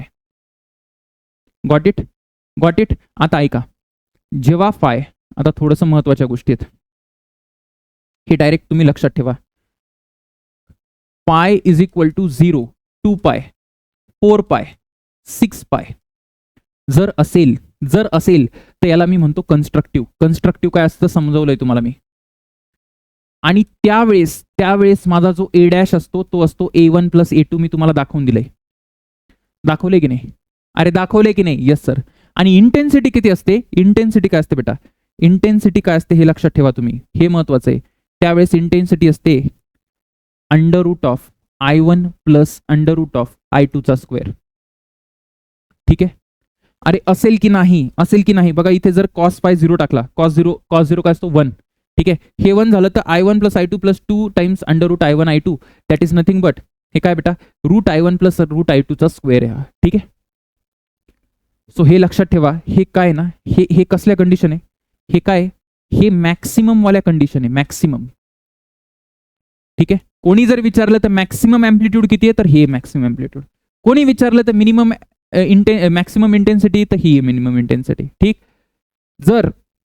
जर माझ्याकडे पाय इज इक्वल टू असेल पाय, 3 पाय, 5 पाय, 7 pi, 9 pi, this is called as what? Destructive interference. Destructive. मगाशी किती होता? पाय होता, दाखवलं होतं की नाही? अरे दाखवलं होतं, सबट्रॅक्शन होतं. So amplitude is what? Amplitude is A1 minus A2 जे काही असेल. A1 मोठा पकडला तर A1 मायनस A2 किंवा A2 मायनस A1 जे काही येईल, जर A2 मोठा असेल तर. आणि इंटेन्सिटी जे बेटा ती किती असेल? सर इंटेन्सिटी असायला पाहिजे, काय असायला पाहिजे इंटेन्सिटी? पटकन सांग. I dash is equal to असतो अंडर रूट ऑफ, काय असतो? Under root of I1 minus under root of I2 चा स्क्वेअर. Got it. या कसल्या कंडिशन आहे? या मिनिममच्या कंडिशन आहे. कुठल्या आहे सर? मिनिमम. हे एकदम पक्क पाहिजे तुमचं. ठीक आहे. हे फॉर्म्युले छापून घ्या. आणि आता I am ready to do any question. बोला आता. What is the phase difference between the two waves if resultant amplitude due to their superposition is same as that of two waves? आता त्यांनी अँप्लिट्यूड दिलेलं नाहीये. Amplitude दिले का नाहीये? So मी equal पकडतो. A1 is equal to A2 is equal to A. ते म्हणतायत A डॅश किती आहे? A डॅश आहे 2 टाइम्स. 2 टाइम्स म्हणतायत का? नाही, सेम म्हणतायत. म्हणजे रिझल्टंट अँप्लिट्यूड तेवढंच आहे जेवढं एका वेव्हचं अँप्लिट्यूड आहे. ठीक आहे, मी तुम्हाला रिझल्टंट अँप्लिट्यूडचा फॉर्म्युला दिलाय. काय दिलाय? 2A cos phi by 2. कधी कधी? जेव्हा अँप्लिट्यूड सेम असतील इंडिव्हिज्युअल वेव्हचे. बरोबर. मग A डॅशला बेटा A टाक. A is equal to 2A cos phi by 2. ठीक आहे, cancel cancel. 1/2 is equal to cos phi by 2. Cos half कधी असतो? कॉस हाफ कधी असतो? जेव्हा त्याचा अँगल किती असतो? 60. म्हणजे 60 पाहिजे. 60 म्हणजे पाय बाय 3 पाहिजे. 5/2. पाय किती आला? 2π/3. अरे हो की नाही? हो की नाही? हो की नाही? Yes sir, yes sir. विषय नको बेटा, विषय एकदम गंभीर पाहिजे. When two light waves each of amplitude A. CET वाले कधी कधी आहे ना अँप्लिट्यूड इक्वल देतात, कधी कधी काहीच देत नाही. तर कधी कधी आपल्याला त्यांना समजून घ्यावं लागतं. ठीक आहे ना, म्हणून जास्त लोड घ्यायचा नाही. And having phase difference π/2. Amplitude of resultant wave is, काहीच काळजी करायची गरज नाही, काहीच काळजी करायची गरज नाही. A dash is equal to 2A cos. फायच्या जागी काय टाकायचं? फायच्या जागी टाका π/2. पाय म्हणजे स्वतः π/2 आहे आणि π/2 असतं म्हणजे असाला. म्हणजे हे किती येतं? 2A cos π/4. π/4 म्हणजे 1/√2 म्हणजे 2A/√2. याचा अर्थ आन्सर काय आला पाहिजे? √2A. √2A is the correct answer. Okay, पुढे काय विचारलं बेटा? If the amplitude and time period of resultant wave is same. Amplitude same आहे. अँप्लिट्यूड काय? सेम आहे. आता कंडिशन बघितली ना मी, आता कंडिशन बघितली होती. अँप्लिट्यूड कधी सेम असतं? जेव्हा फाय किती आहे? फाय किती आहे? 2π/3. अरे बघितलं की नाही? यस सर, बघितलं की नाही? यस. फाय म्हणजे डेल्टा फाय म्हणायचं मला, फेज डिफरन्स. हो की नाही? कारण तिथे इथे 0 होतं आणि इथे काय होतं सर? φ2 होतं. गडबड करू नको. ठीक, इथे φ1 आणि इथे φ2 आहे, काही फरक पडणार नाहीये. φ1 मायनस φ2 विचारले त्यांनी. φ1 मायनस φ2 किती येणार आहे मला सांगा? एक मिनिट. जे काही आपला डेल्टा फाय बेटा, डेल्टा फाय आहे सर कॉस. डेल्टा फाय किती आहे? 2π/3 आहे. Delta phi is 2π/3. Cos delta phi किती येणार? कॉस डेल्टा फाय तो येईल सर कॉस 2π/3. अरे दोन्ही साईडला कॉस करू शकतो ना. So cos delta phi is equal to cos 2π/3 म्हणजे किती येणार आहे? -1/2. अरे -1/2 येईल की नाही? येस सर, -1/2 येईल. मग माझा डेल्टा फाय किती येईल? डेल्टा फाय किती येईल? कॉसला इकडे घे, कॉस इनवर्स. कॉस इनवर्स -1/2 म्हणजे कुठे येणार आहे? ए आन्सर. अरे ए आन्सर येईल की नाही? येस सर, थोडंसं गणित यायला पाहिजे रे. नाही तर काय काय शिकवू मी, सांग बरं तुला. शेवटी शेवटी मी काय काय करून घेऊ? हां, जेवढं जमतंय तेवढं आपण करतोय, पण चांगलं काहीतरी होईल, नक्कीच चांगलं काहीतरी होईल. इक्वेशन ऑफ SHM दिले आपल्याला बेटा, सिंपल प्रोग्रेसिव्ह वेव्ह. आता ही अशी इक्वेशन दिली आहे. ठीक आहे, काळजी करू नको. इथे ना त्यांनी काय केलंय? इथे 2 वेव्हची इक्वेशन ऍड करून दिलेली आहे. एकच आहे बेटा. SHM ज्याने केलं असेल त्याला मजा येईल. का? कारण इथे तुम्ही नीट बघायला गेलं तर मी असं लिहू शकतो याला AY is equal to 1/√A sin ωt.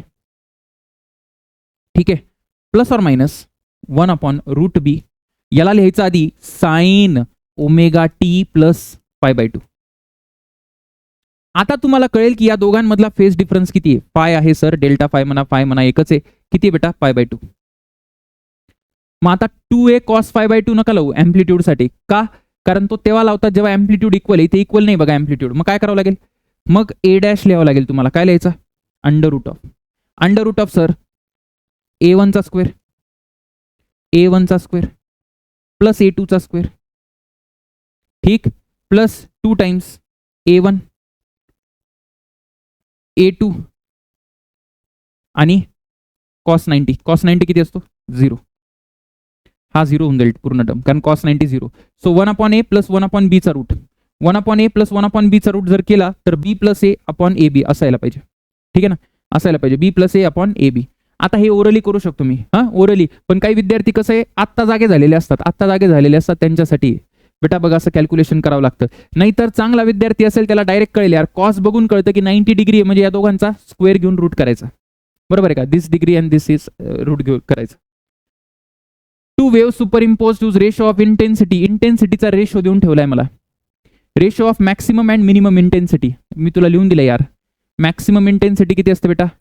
किती असते? Under root of I1 plus under root of I2 चा square divided by minimum intensity किती असते under root of I1 minus under root of I2 चा स्क्वेअर. मग आता करा I1 किती आहे I1 आहे 9 है ना काय हुज रेशो आर 9:1 मग 9:1 दिलाय ना तू एक काम कर I1 ला तू x पकड I1 ला काय पकड x पकड आणि I2 ला काय पकडायचं सर 9x पकड. अरे काही फरक आहे का काही फरक नाही आहे तसंही तो x कॅन्सल होणार आहे ना कॉम्प्लिकेट करायचंच नाही सरळ मी पकडू शकतो रेशो आहे म्हणून पकडू शकतो 1 आणि 9 रेशो आहे म्हणून पकडू शकतो जरुरी नाही की ते 1 आणि 9 आहे होऊ शकतं ते 18 आणि 2 आहे पण काही गडबड नाही. तर इथे किती येणार आहे under root of 9 plus under root of 1 चा square upon under root of 9 minus under root of 1 चा स्क्वेअर. हे किती आलं हे 9 म्हणजे 3 आणि 1 4 4 चा स्क्वेअर म्हणजे 16 डिवायडेड बाय 9 म्हणजे 3 मधून एक गेला 2 चा स्क्वेअर म्हणजे 4 16/4 4/1. अरे काय दम आहे यार प्रश्नांमध्ये काहीच दम नाही बरं काहीच दम नाही बेटा. Two waves intensity I1 I2 having same frequency pass through same medium in same direction सगळं सेम आहे. Sum of minimum and maximum intensity. अरे यार sum of minimum and maximum intensity चांगला प्रश्न आहे थोडासा कॅल्क्युलेशन लागेल. Imax किती असतो under root of I1 plus under root of I2 याचा स्क्वेअर. आय मीन किती आय मीन आहे sir under root of I1 minus under root of I2 चा स्क्वेअर. या दोघांचं ऍडिशन करा ऍडिशन करता येईल का ऍडिशन करताना एक गोष्ट लक्षात ठेवा कसं याचं एक्सपान्शन करा देतो किती येतं I1 एक काम करू आपण याला असं लिहू Imax इज इक्वल टू येणार आहे रूट I1 चा स्क्वेअर म्हणजे I1 रूट I2 चा स्क्वेअर म्हणजे I2 आणि 2 times under root of I1 I2 असंच येईल. अरे ए स्क्वेअर प्लस बी स्क्वेअर प्लस 2ab ते तर करायला लावू नको मला. आय मीन किती येईल बेटा आय मीन येणार आहे सर आय मीन सर मला हे येत नाही आय मीन तसं नाही म्हणत मी तुला हे मिनिमम म्हणतोय ठीक आहे. सो हे किती आलं सर ए स्क्वेअर सर प्लस बी स्क्वेअर सर मायनस 2ab कोणी जर विचारलं हे रूट मध्ये कसं आलं बेटा तर लय फटके पडते तुला. या दोघांचं ऍडिशन केलं तर हे कॅन्सल होऊन जातं I1 plus I2 2 times I1 plus I2 2 times I1 plus I2 that is the end of lecture number 1. उद्यापासून बघायचं आपल्याला स्टेशनरी वेव्ह. हे व्यवस्थित करा याचे क्वेश्चन सॉल्व्ह करा तुमचे काही डाऊट्स असतील काही कमेंट्स असतील तर कमेंट सेक्शन मध्ये मेन्शन करा. All the best.